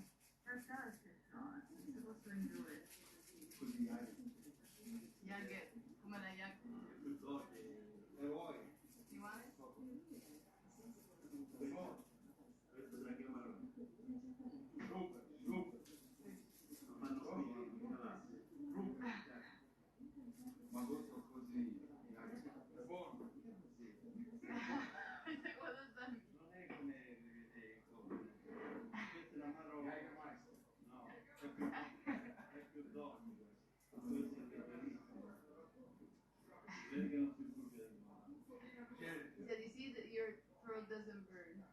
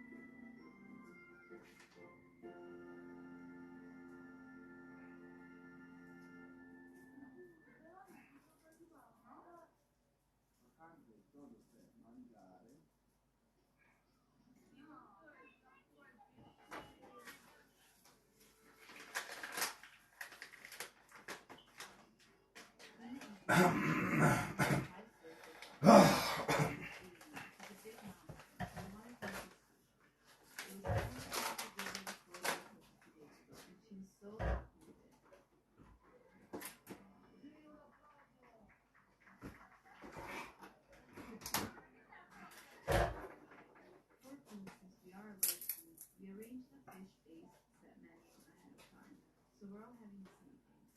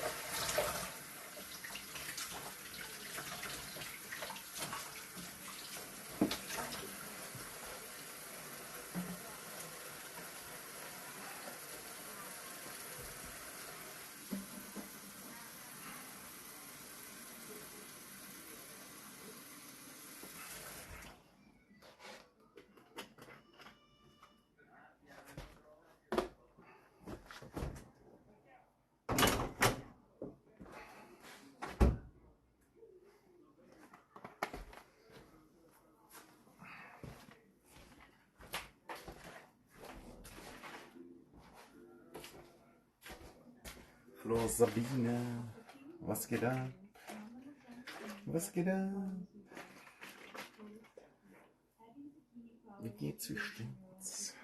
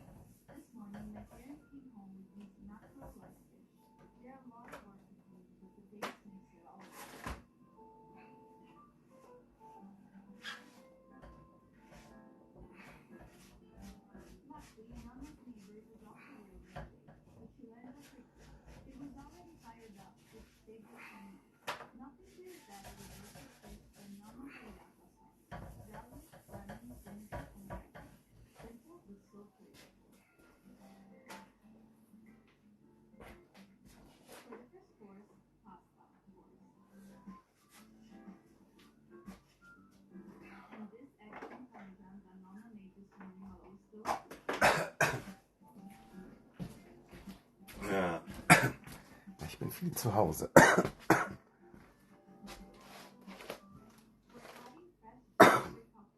Ja, auch schön, dass du da bist.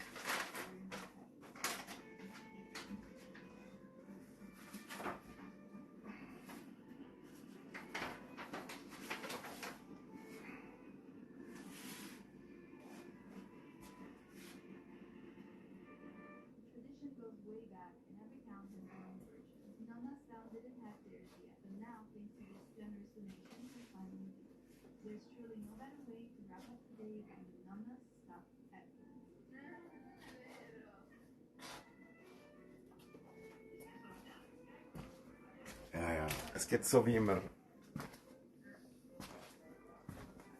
Immer weiter, immer weiter.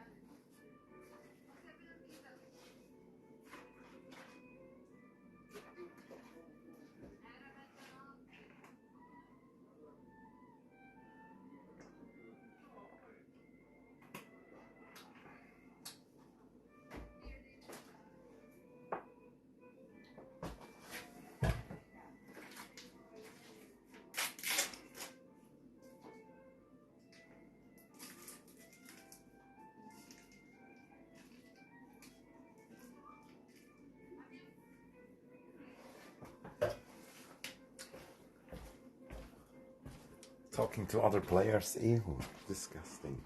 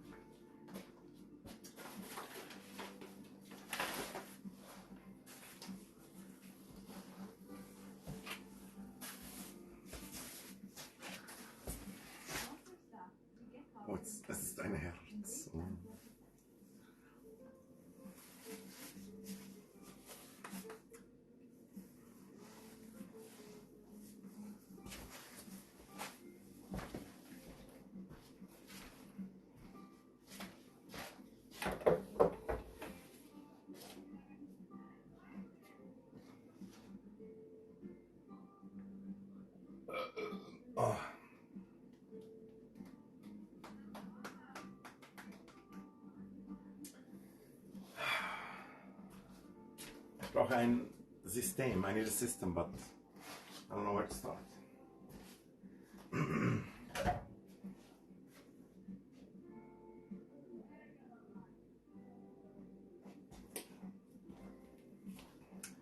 Yeah, Kingsman. I like the first one, but second one, I don't know. This might be too much. They milked it too hard.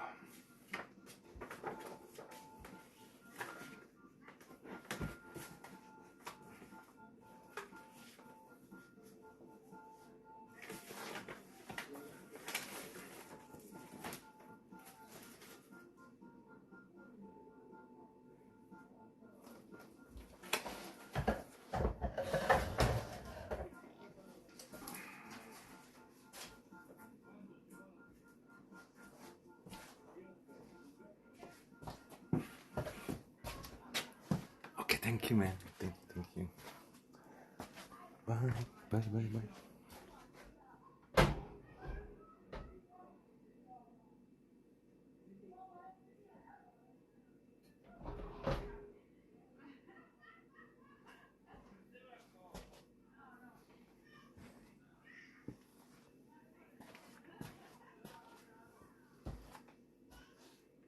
There's a joyful energy in the air today, as the town celebrates the 14 years of freedom. One of my spirits calls is turning on the town. Millions of Quebecers celebrating Why is there a towel and an underwear in that with box? society.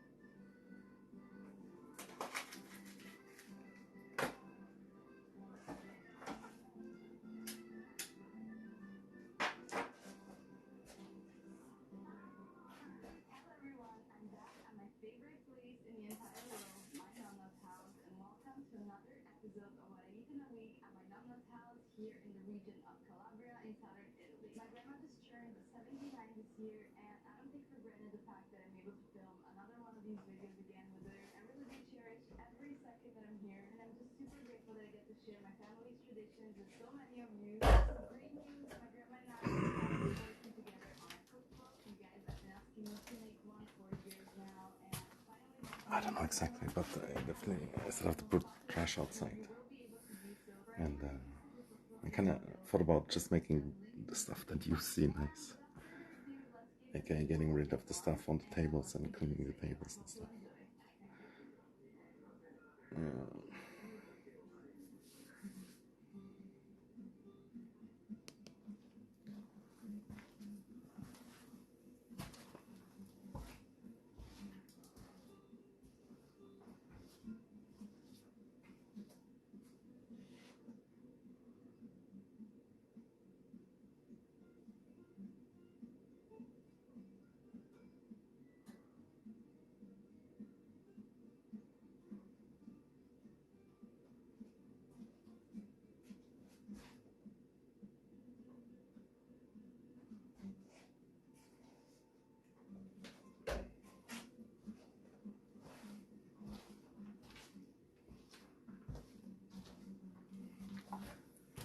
What's crazy about my room and my living situation, sadly, is like when everything is clean, it looks kind of super sad also because I don't even have furniture, you know what I mean? I have like nothing, dude. It's so sad. It looks like a prison cell if it's clean.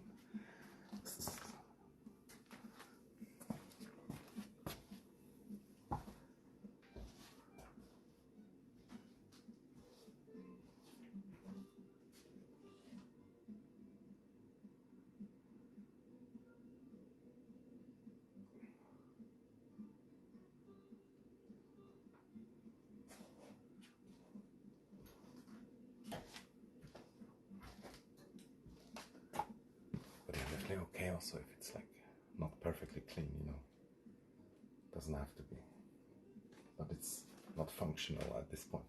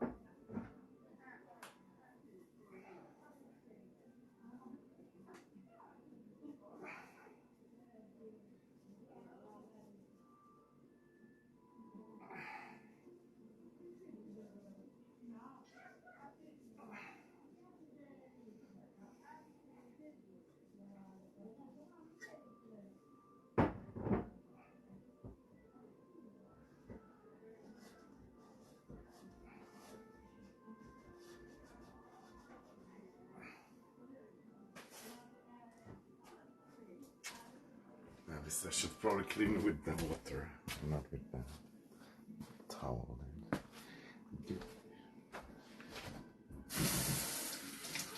But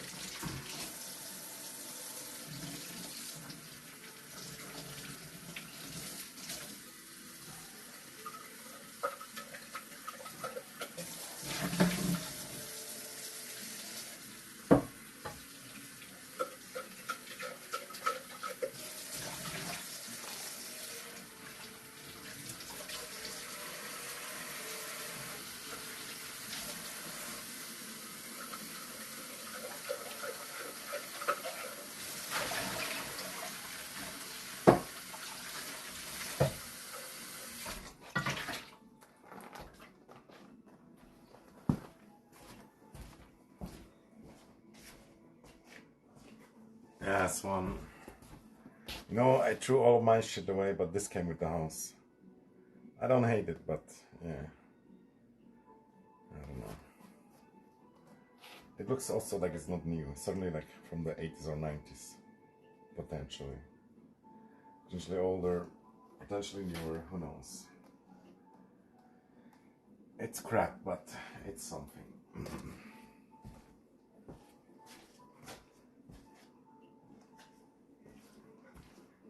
I think you could use it as a plant pot. Yeah, that could be cool. But I just put like coins in there or something.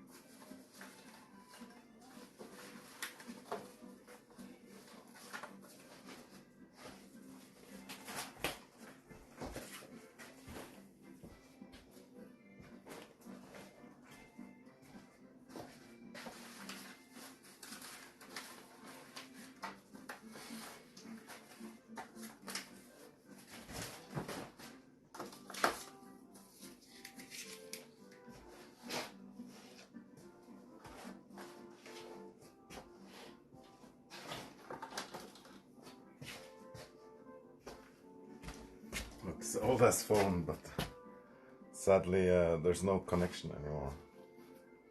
But I still have the SIM card, I think, I don't know. And I kinda need the SIM card also for my Instagram.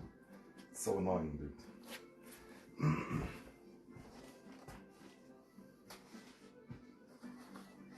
And I have leftover eggs that are like gone.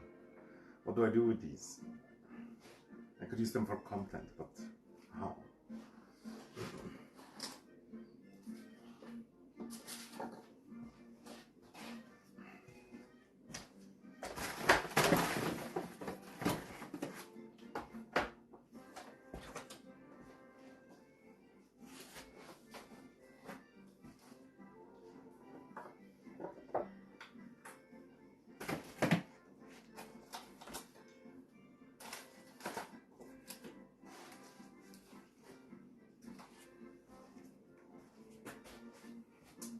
headset dirty as hell also.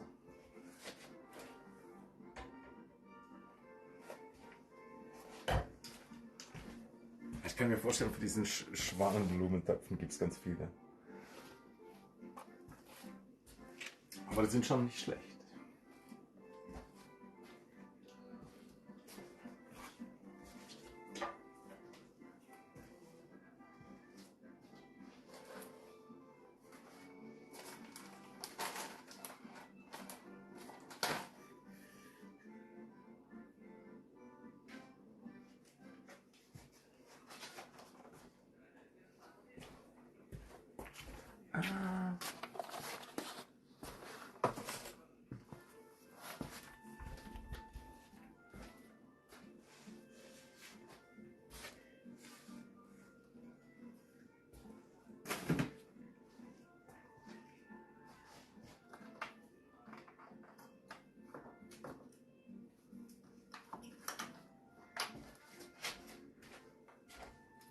Here are two of my old chat phones and stuff where the battery like died. I could try to like revive them or do something, or I don't know. But yeah, I didn't do anything for years at this point, I guess. And here's some fucking Bluetooth headphones that I never use. They could be useful also for TTS. But yeah, I don't even know if they still charge. Like electronics, especially the cheap ones, they're so trash. And sometimes if you don't use them, battery dies too far down or whatever. But in general, like they have like shitty batteries and that stuff.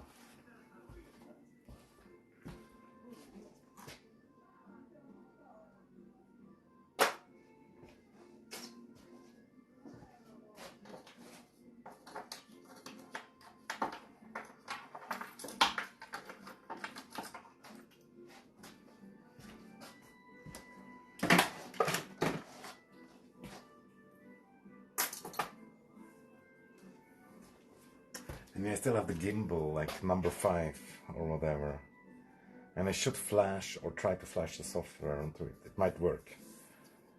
It's one of these ass products that like turns off itself and stuff when after a certain amount of time used or whatever. And most people just buy a new one then. But I could fix it, maybe. Maybe.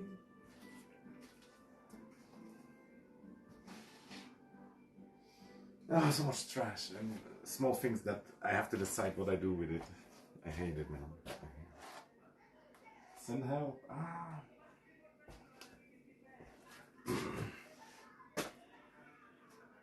But yeah, I kind of wanted to clean this table also. Because it's in the frame. And then technically you can go to the start of the video and to the end of the video. Because I didn't move the camera. It's kind of cool also. I moved it a little bit though. Fuck.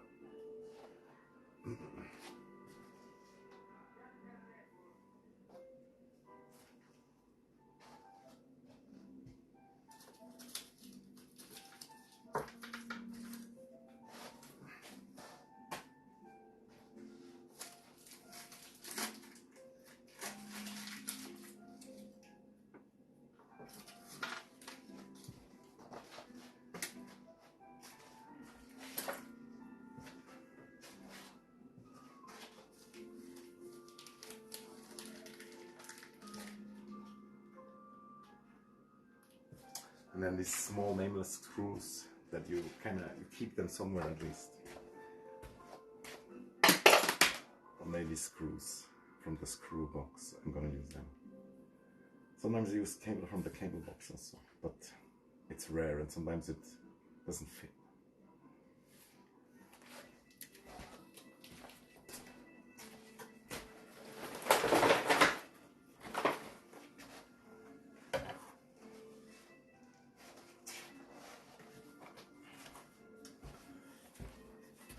Checking out. It's a cooking book. And we always have these days where you can bring and get stuff. Like stuff that you don't need anymore or stuff that you need. Everybody brings their stuff. Books and furniture and everything. And then you can take whatever you want, bring whatever you want if it's in like a good condition. It's kind of cool. And I think that's where I got it. Not sure. Never really used it though. But I love like one pot. It's like having like one pot stuff. And I kind of like that because then I don't have to wash many pots. But usually dishes made with more pots are pretty good also.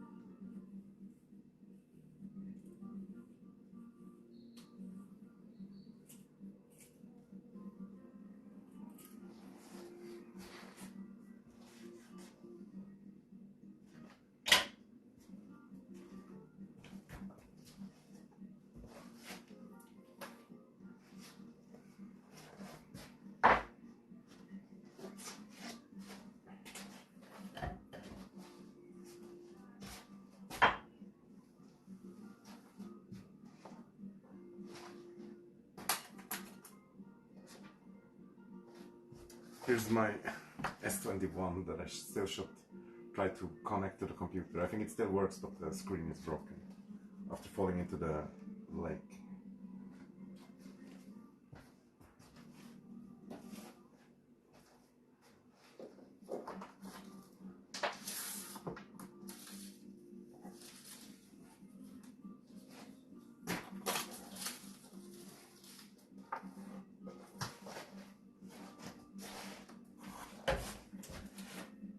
Should I keep this brush to clean like the computer or something? Ah.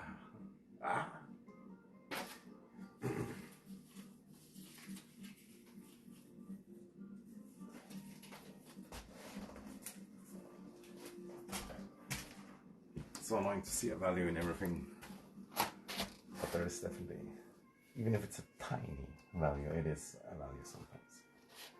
Not necessarily inside your room though.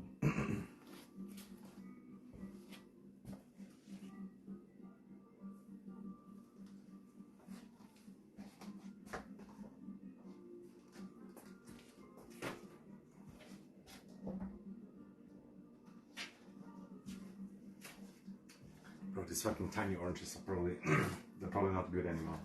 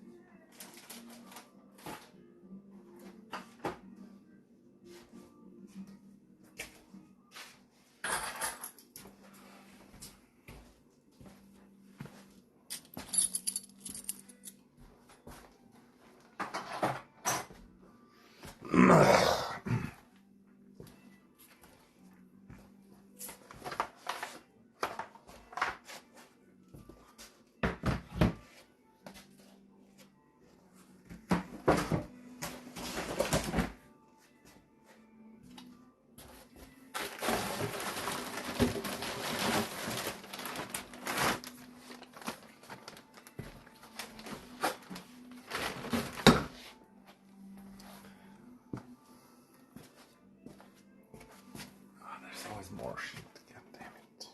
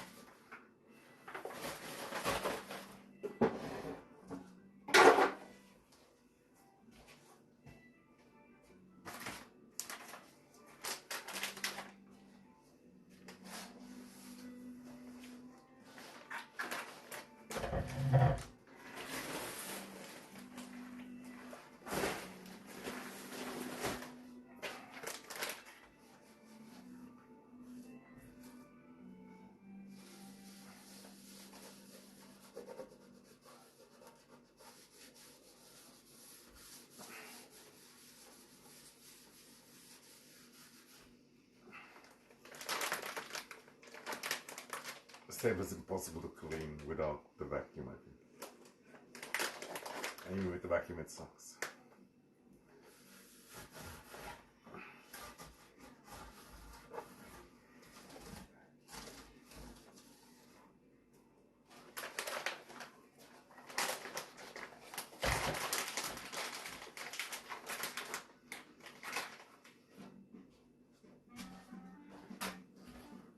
Yeah, the problem is the new screen for an S21, the new screen costs already way too much. That's the problem. And I can just plug it into the computer and then use it as a small computer itself. And potentially could even plug it into a monitor only, that might be enough. And then I could use it to run the OBS at home. Or whatever.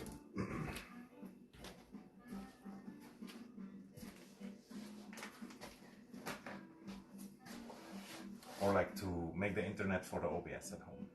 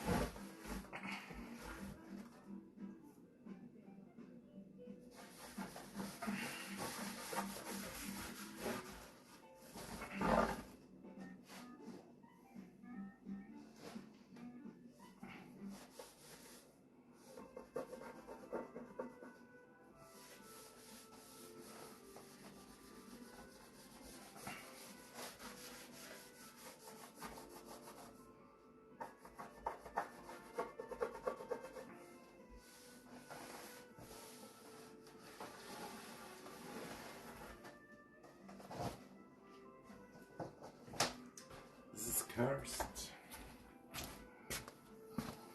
The cursed tape.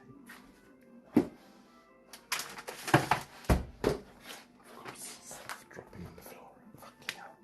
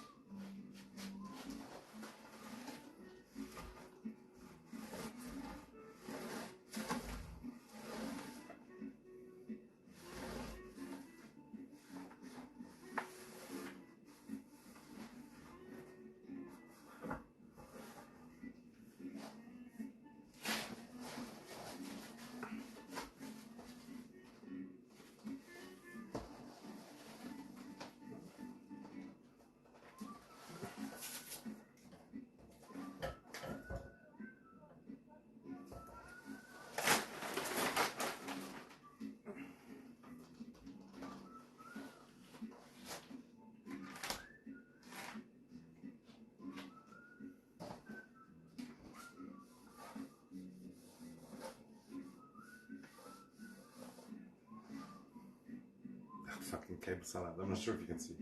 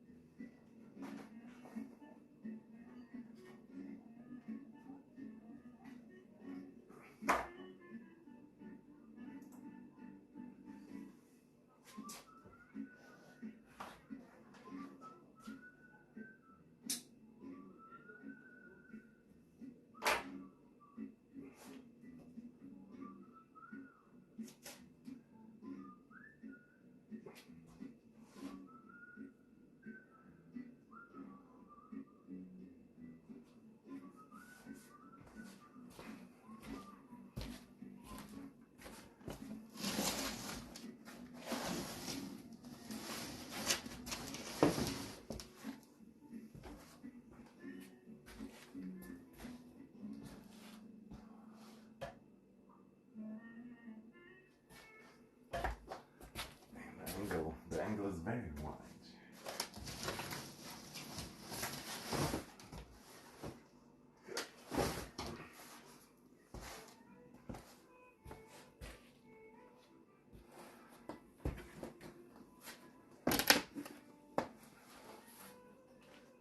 Just faking it for the screen.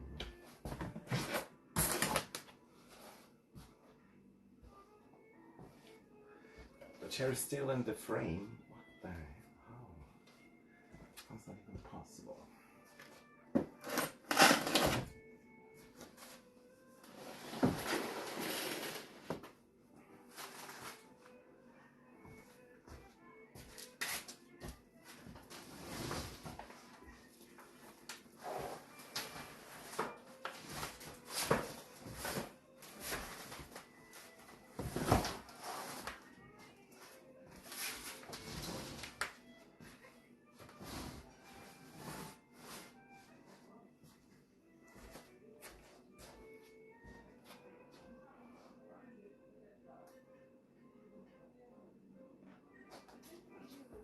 A little bit, but at this point, I guess.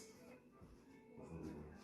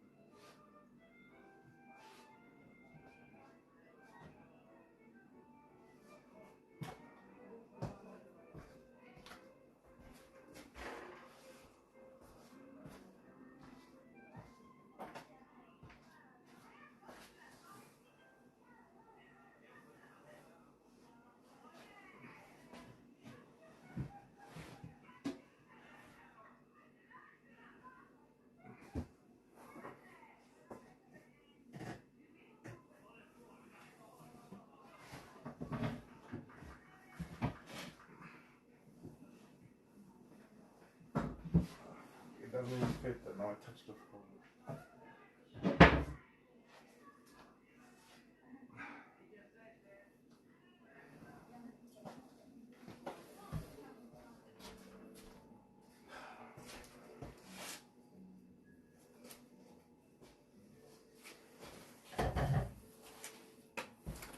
It didn't even fit. And I touched the floor and I burnt the hair on the cigarette. Oh, disgusting.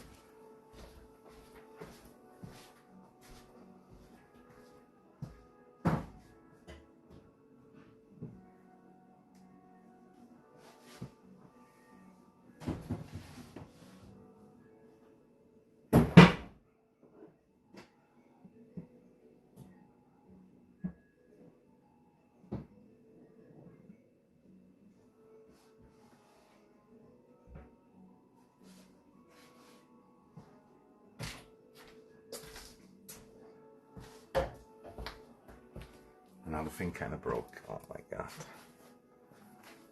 No, it didn't really break, but it like fell down.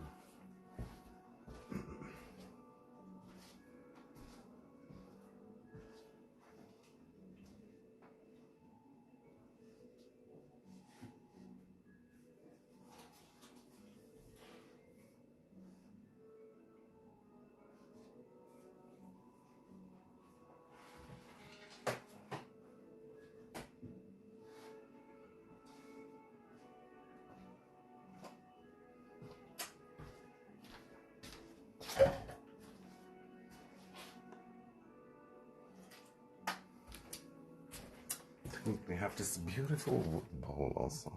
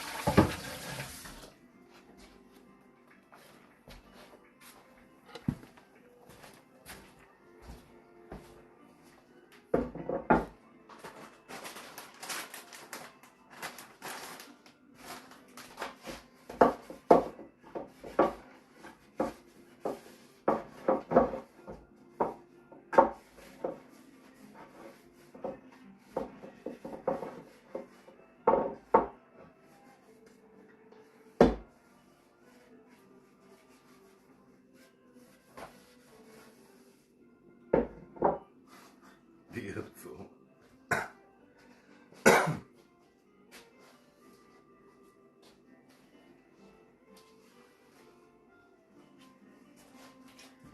We should use it to hide the cable.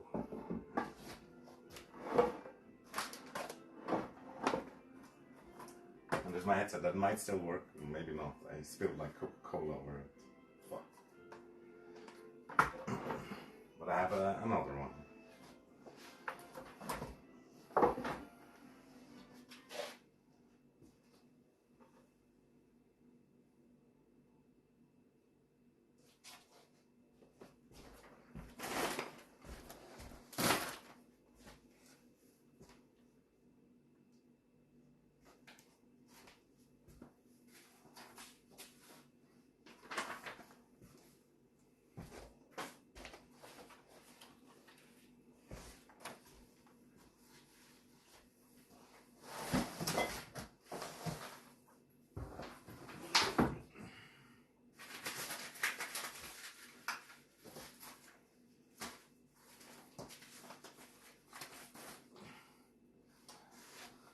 Guys, please donate your money, okay?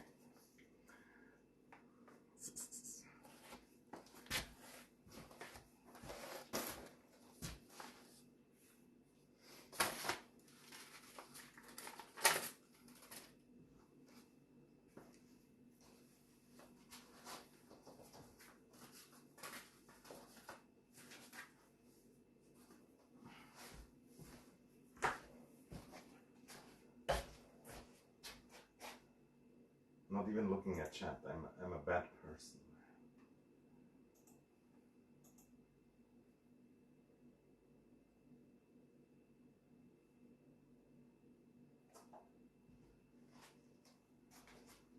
Eine schöne Holzschale.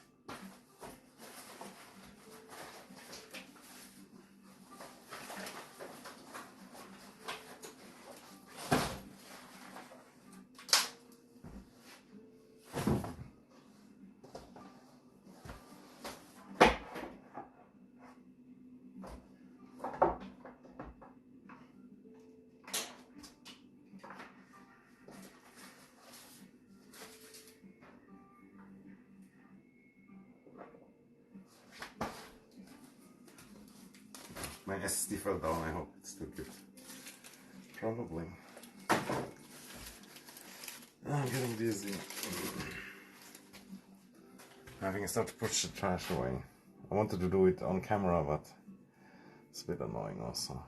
And basically I just put the trash away also. It could look kind of cool in the night, I guess. But, well.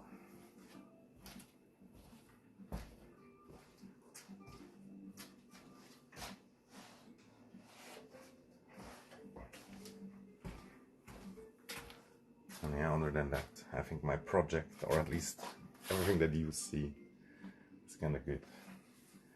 Behind you, still terrible chaos.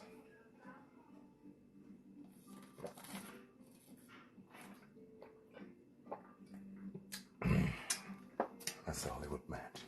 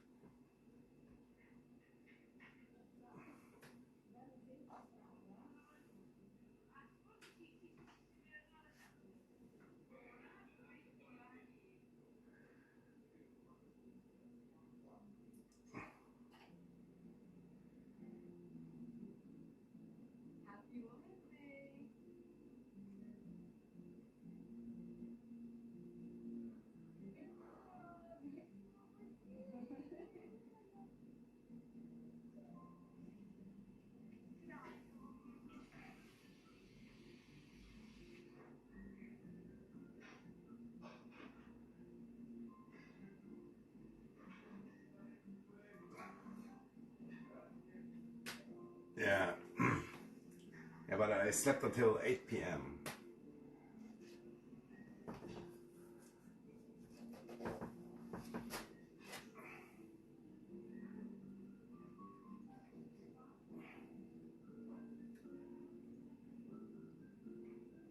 Damn, that looks so good. Holy shit.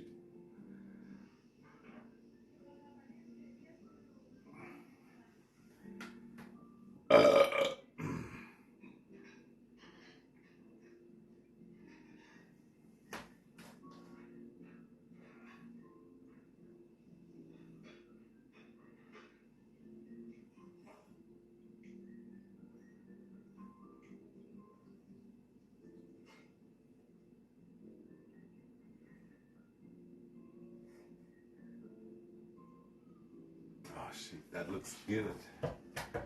Holy moly. I'm gonna make some sausages soonish. But yeah, I go put out the trash. No, I think. And I'm not gonna take you with me, even though it might be a interesting scene. I don't wanna have to set it up and worrying about doxing and this.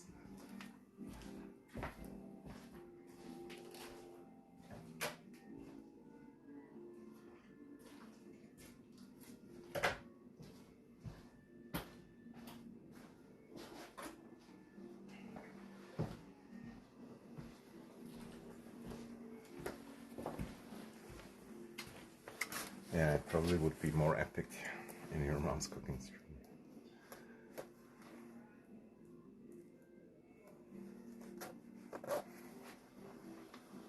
Ah! Ah!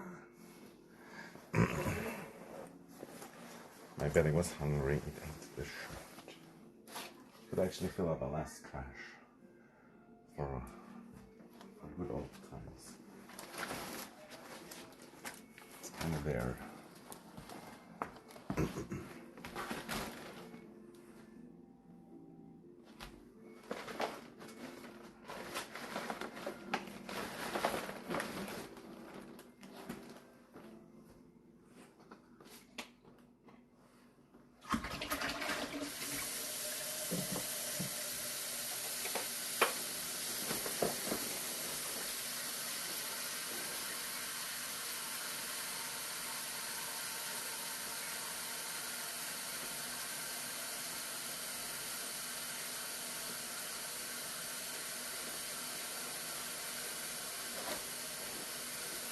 The eggs, should I just throw them or should I do some shenanigans with them?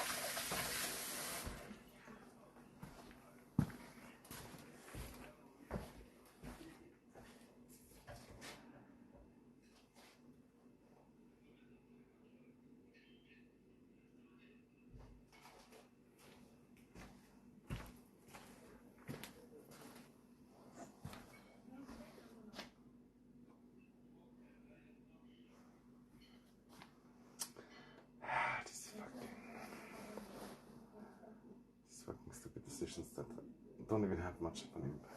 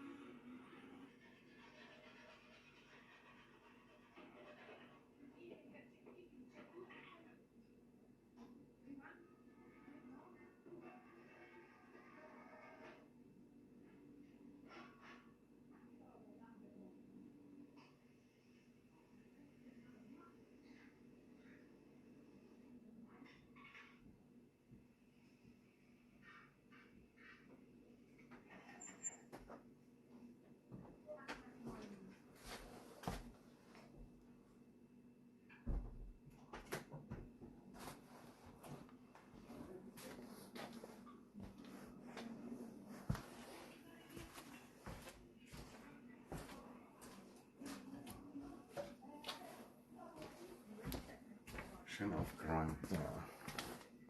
Aber hinter der Kamera immer noch ein Chaos.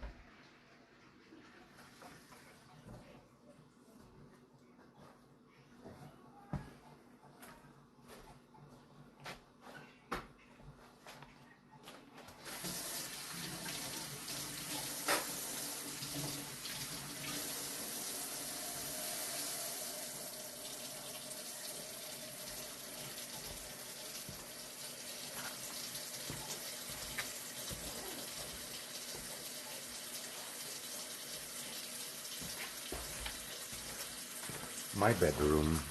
It should be available in some other stream, but yeah, it's pretty basic bedroom. Kind of like here, but it has like the roof angle. And I have a huge 2 meter by 2 meter bed.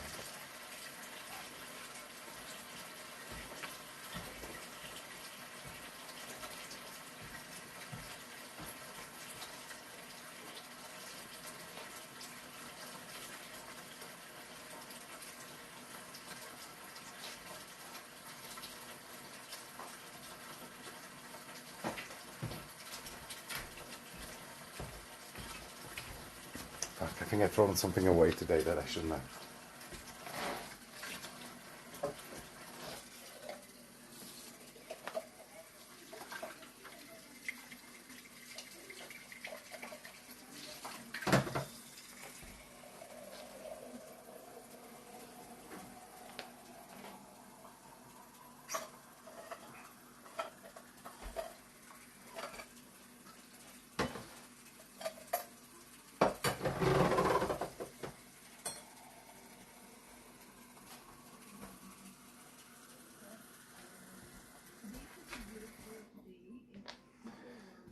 What am I doing?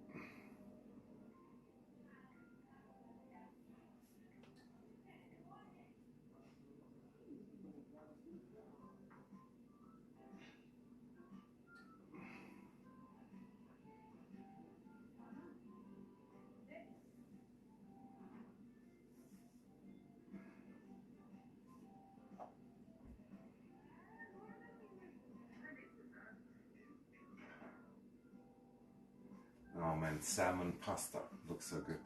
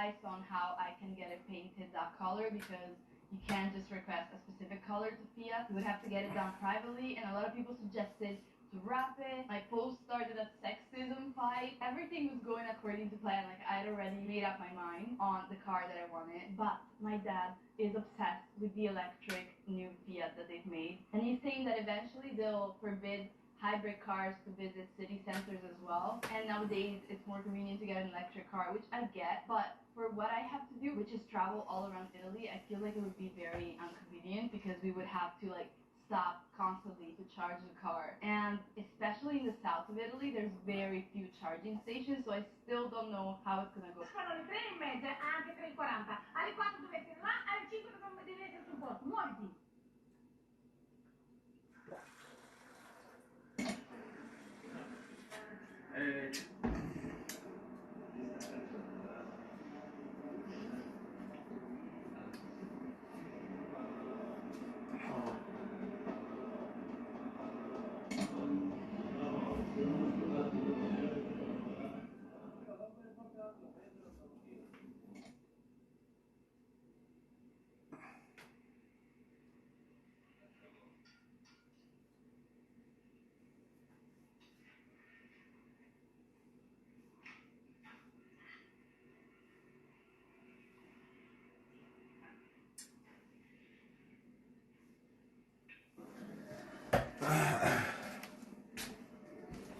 I don't know what to do now. I feel like I deserve a break, but what to do in the break? And here behind the camera, it looks like the fucking bomb here, dude. Should start the laundry machine, but then you have the constant laundry machine noise. And I should go to bed also in a way.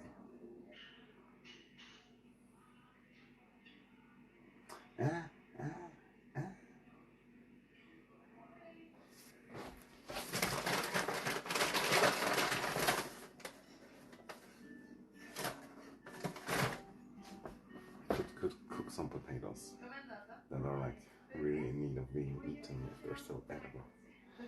And I want to make sausage, and I want to make coffee, and I want to make everything. But also the kitchen, the angle is terrible.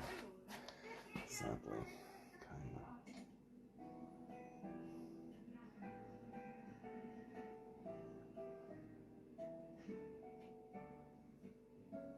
Just gonna make coffee.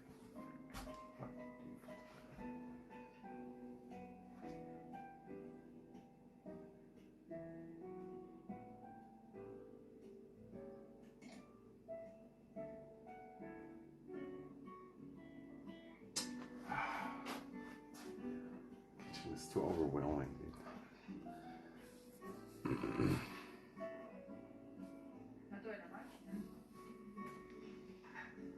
It's too much.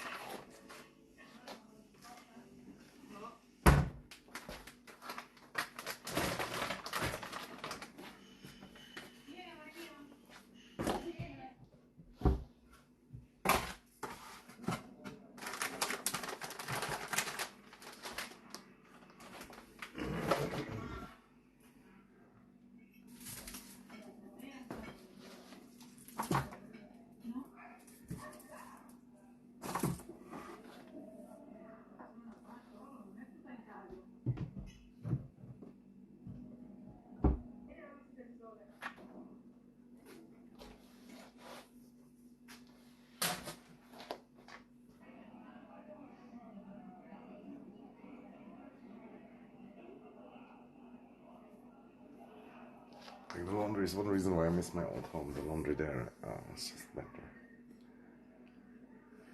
But yeah, it's still pretty cool here. Also have my own machine and stuff. But yeah, the other place just has like a nice garden and window and place and stuff.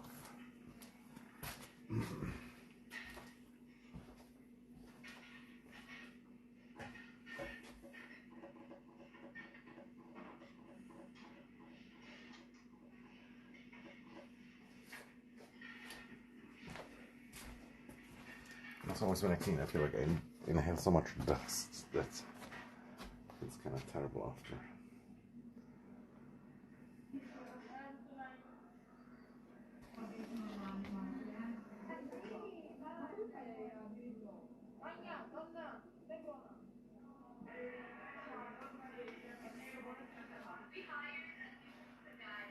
You could film from the other angle and then, yeah, and you could, then the laundry wouldn't be too loud.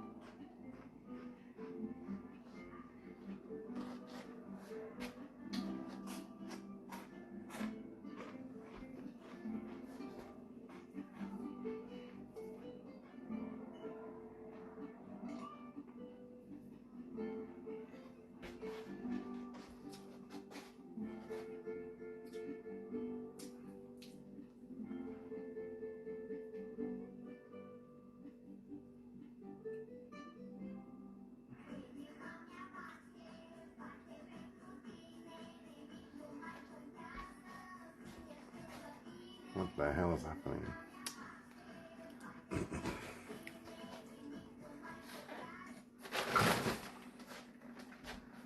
Play action. Oh fuck, it reminds me that that even existed.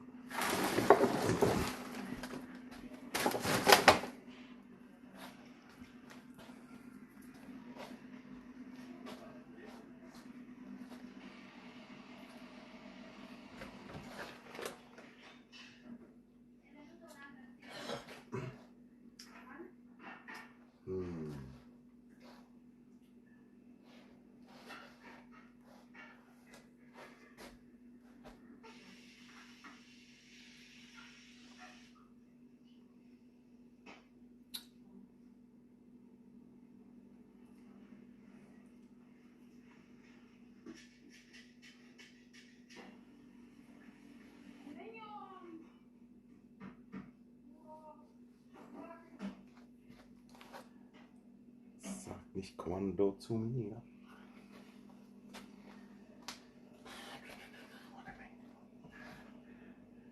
Pasticcio di sardine.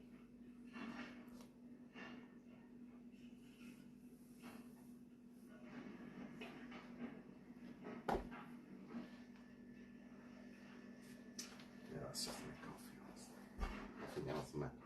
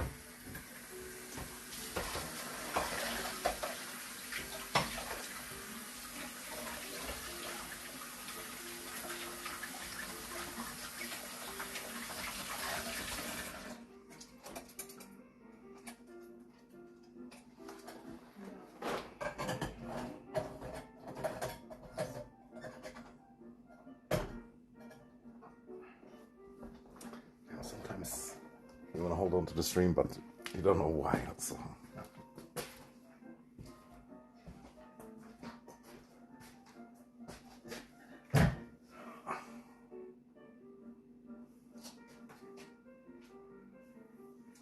Bye, Mervin, bye. Sorry, I didn't see it.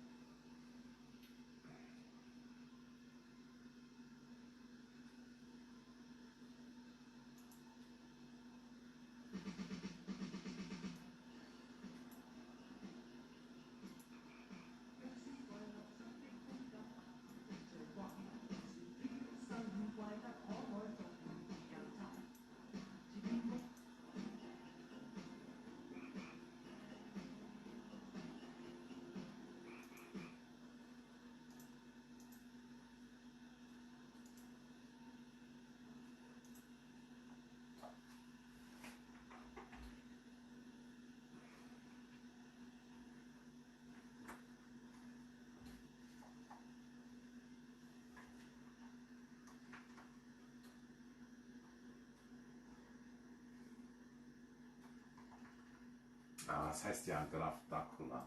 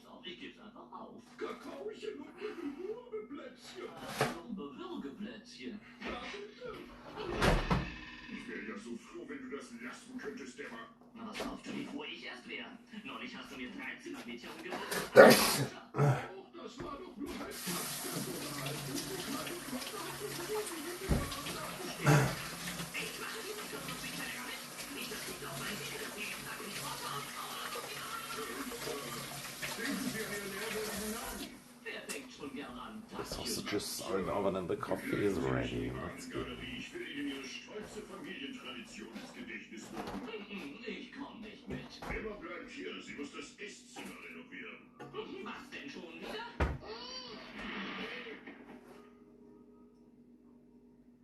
Stopp mal laut zusammen. Was liegt denn an, Boss? Gefällt mir der Kasten da drüben. Was steht in dem Reiseführer? Ach, das Happy Klicks. Schloss Dracula, Stammsitz der Familie Dracula, alteingesessenes Vampirgeschlecht aus Transsilvanien. Oh Mann, Vampir! Ach, glaub doch nicht so ein Tüdelkram, steht doch bloß da für die Touristen. Lies weiter. Als Klar, erstklassige Verliese, großes Sortiment von antiken Gefangenen, Familien, Silberschmuck vom Butler geklaut. Aber enorme Sammlung von Familienbildern. Vorsicht vor dem Werwolf. Werwolf? Oh, Panik wie voll. Nächste Woche. Jo, dann ist ja mal alles im Bügel. Also massenmäßig wertvolle Gemälde haben die da. Könnte unser bestes Ding werden. Seit dem Buckingham-Schloss. Ausrüstung klar machen. Und dies, Milord, ist Graf Dracula. 53% battery left. Ein reizendes Porträt von seiner frühen Kindesalter. Es zeigt mir seine Teddybären mit Halsbeiß. Ich will wirklich nichts hören von diesen alten Quackern. Alte Quacker, Sir? Es sind Ahnen, auf die man stolz sein kann. Ja. Also, ich erinnere mich, Milord, als Ihr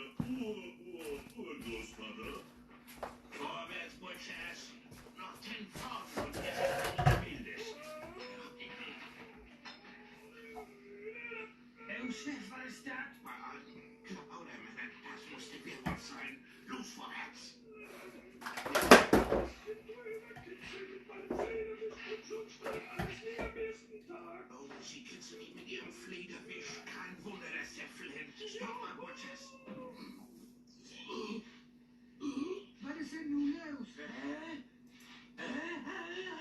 Was hätte hey?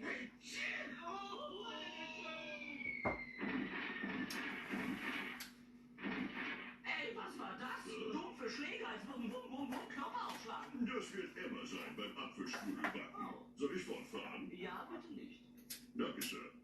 Damit, Sir, kommen wir zum Großonkel Ihres Großonkels, dem Erzerpel von Pürzelstein. Igor, ich will doch nichts wissen von meinen fadenstaubigen Vorfahren. Fade, Milord? Der Erzerpel war keineswegs fade. Er war ein berühmter Ägyptologe und hat sein Leben mit dem Studium der Pyramiden verbracht. Wo sie die Pharaonen begraben haben? Ganz genau, Sir. Interessiert sich denn meine Familie ausschließlich für Gräber? Eine Pyramide, Sir, ist viel mehr als ein Grab. Es ist eine Fundgrube unermesslicher Schätze. In seinen Memoiren schrieb der Erzerpel von merkwürdigen Entdeckungen in diesem steinernen Monument. Merkwürdige Entdeckung. Ein dreirädriger Liegestuhl. Ja, das ist Aus Schlangenhautimitat eine Stretchgummi-Ausgehleine für Kanarienvögel. Das ist auch ziemlich merkwürdig. Das war nicht alles. Als er eines Tages in die geheimen Tiefen von Pharao Lebneus Grab eindrang, stolperte er über einen großen Steinaltar. Welcher Riesenvollidiot hat Dr. Husting lassen? Als er über seine großartige Entdeckung nachgrübelte, Großartig, ich hab mir um mein Haar die Zunge abgebitten. da erschienen zwei seltsame Gestalten mit befremdlichem Kopfschmuck, wie lebende Tote. Ich weiß, Sylvester und Stallone, was? Nicht ganz, Milord. Natürlich waren sie das nicht. Nein, Milord, es waren... Max, Hohepriester des Sonnengottes Ra und mein Assistent Doomsday. Sehr erfreut, euch kennenzulernen. Dann wurde ihm schwarz vor Augen und der Erzerpel wusste genauso wenig. Wusste genauso wenig was. Wusste genauso wenig wie ich, wo das magische Saxophon versteckt war. Magisches Saxophon? Wonach der Erzerpel suchte, Milord. Also das hast du noch nie erwähnt. Bestimmt habe ich's erwähnt. Das hast du nicht. Hey, hat er das magische Saxophon erwähnt? Weiß ich doch nicht. Hat er das magische Saxophon erwähnt? Weiß nicht. Hat er das magische Saxophon erwähnt? Nee. Er hat's nie Ja, erwähnt. bitte, du hast es nie erwähnt. Ich bitte um Vergebung, Sir. Milord, es ist etwas stickig hier drin. Gestatten, dass ich das Fenster öffne. Keiner sich nach oben. Dann wieder. Emmas Apfelstrudel? Emmas Apfelstrudel, Sir. Nun, das magische Saxophon. Also das klingt jetzt interessant. Erzähl doch mal. Es war das magische Saxophon des Pharaos Tutanchamun des 17. Und nach der Legende wird jeder, der darauf spielt, Herr über Leben und Tod, über alle Mächte des Universums. Wow, ich könnte berühmt werden, ich könnte in Hollywood auftreten. In New York, Las Vegas, Rom, Paris, sogar bei uns in Transsilvanien. Oh nein, was habe ich da angerichtet? Macht nichts, soll er denken, was er will. Die schwarze Magie des magischen Saxophons führt ihn nicht zum Ruhm als Rockstar, sondern auf den Weg des Bösen. Das magische Saxophon, Igor, du bist der Größte. Los geht's nach Ägypten. Komm schon. Aber nicht uns, Sir. Was sollen die Nachbarn denken? Ach, Quackgemälde kannst du vergessen, kauft uns sowieso keiner ab. Was wir uns greifen, ist dieses magische Saxophon. Damit scheffeln wir Millionen. Wie? Also wo ist das? Tja, das ist der Haken in Ägypten. Ägypten? Ägypten, das entbann ich 3000 Meilen. Kein Vogelflug. Ach, an die Klappe. Also, wie kommen wir doch jetzt hin? Ich komme, Ägypten sind klare König. Oje, was ist da denn? Meine Töne, das gefällt mir gar nicht.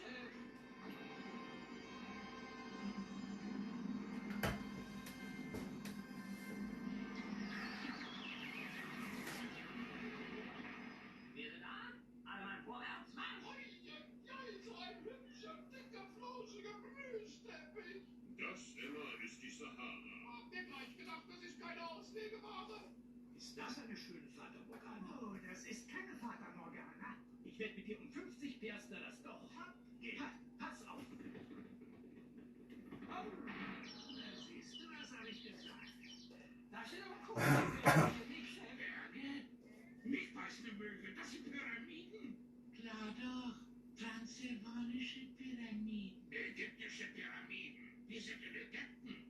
Oh, diese alberne Ente hat uns einen Freiflug nach Ägypten verschafft.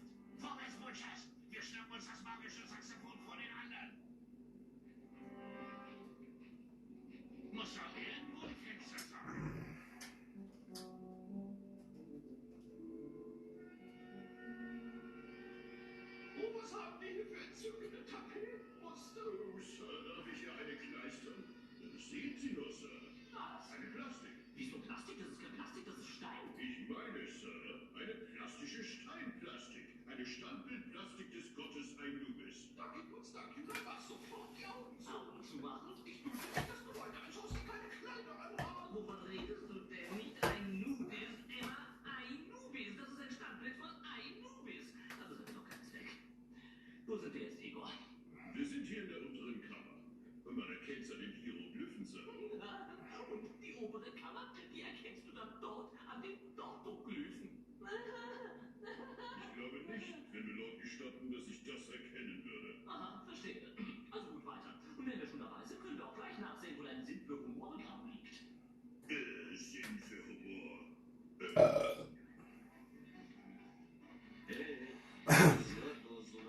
Ja, Dimitri. Wie nennt man sich eine Pyramide mit Fenstern drin? Woher soll ich denn wissen, wie man eine Pyramide mit Fenstern drin? Ein Grab mit Panoramablick. Panorama! Und wo ist sich diese Panama-Pyramide?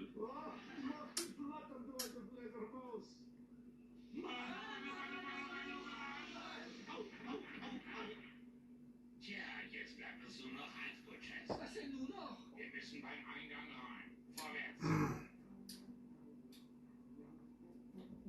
Oh, da seht doch mal diese Ordnung. Hätte ich doch bloß meinen Federwisch dabei. Sogar deinen Einfallspin. Ja, das wird... Einfallspin. Die heilige Grabstätte von Zuten. Was heißt hier Einfallspin?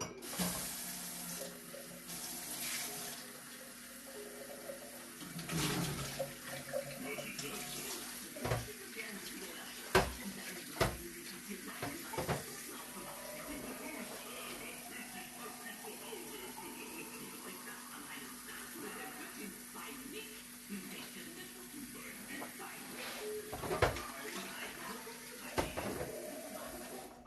Yeah, I think I just end the stream. There's like nothing to show anymore. I could clean more, but I have no energy. Just gonna put out the trash and eat and sleep. I think. Emmas Apfelstuhl kann's diesmal nicht sein. Lecker Suppen. Also, Butcher, wenn Graf Dracula und seine Jagdangels durch die Tür reinkommen. Hey, pass auf, du! Hey, du Durchwarte, das ist eine Mumie, ich bin hier drüben. Weiß ich ja, Entschuldigung, Chef. Du, Chef. Was ist denn los? Was willst du denn da mit der Mumie? Weil ich, dumm, Stampo. Hey, hör zu. Ja, Chef. Wir drehen das also so. Sie kommen rein durch die Tür. Durch die Tür. Stolpern über den Tag. Über den Tab. Und rums kommt der Pfarrer. Kommt der Und das Saxophon. Saxophon ist ein. Ha, clever. Welche Tür? Das ist doch Peeping All Vibes. Achtung, sie kommen. Die Gelbhausfarbe. Ja, da ist die Tür. Meinst du wirklich mein Patschiputz? Patschiputz. Der wird gleich ein Mazipur. Patschiputz. Ich glaube, die Tür ist da. Also gut, mach was du willst. Ich hab gleich gesagt, hier geht's lang. Also Emma, ich muss sagen, es schafft kaum einer so viele Durchbrüche im Leben. Vorwärts, Igor. Jawohl, Sir. Durchbrüche im Leben. Ja, I end the stream. Ich beende den Stream. Goodbye, tschüss, ciao, bye. Bye, bye, bye, bye, bye, bye, bye, bye. Tschüss.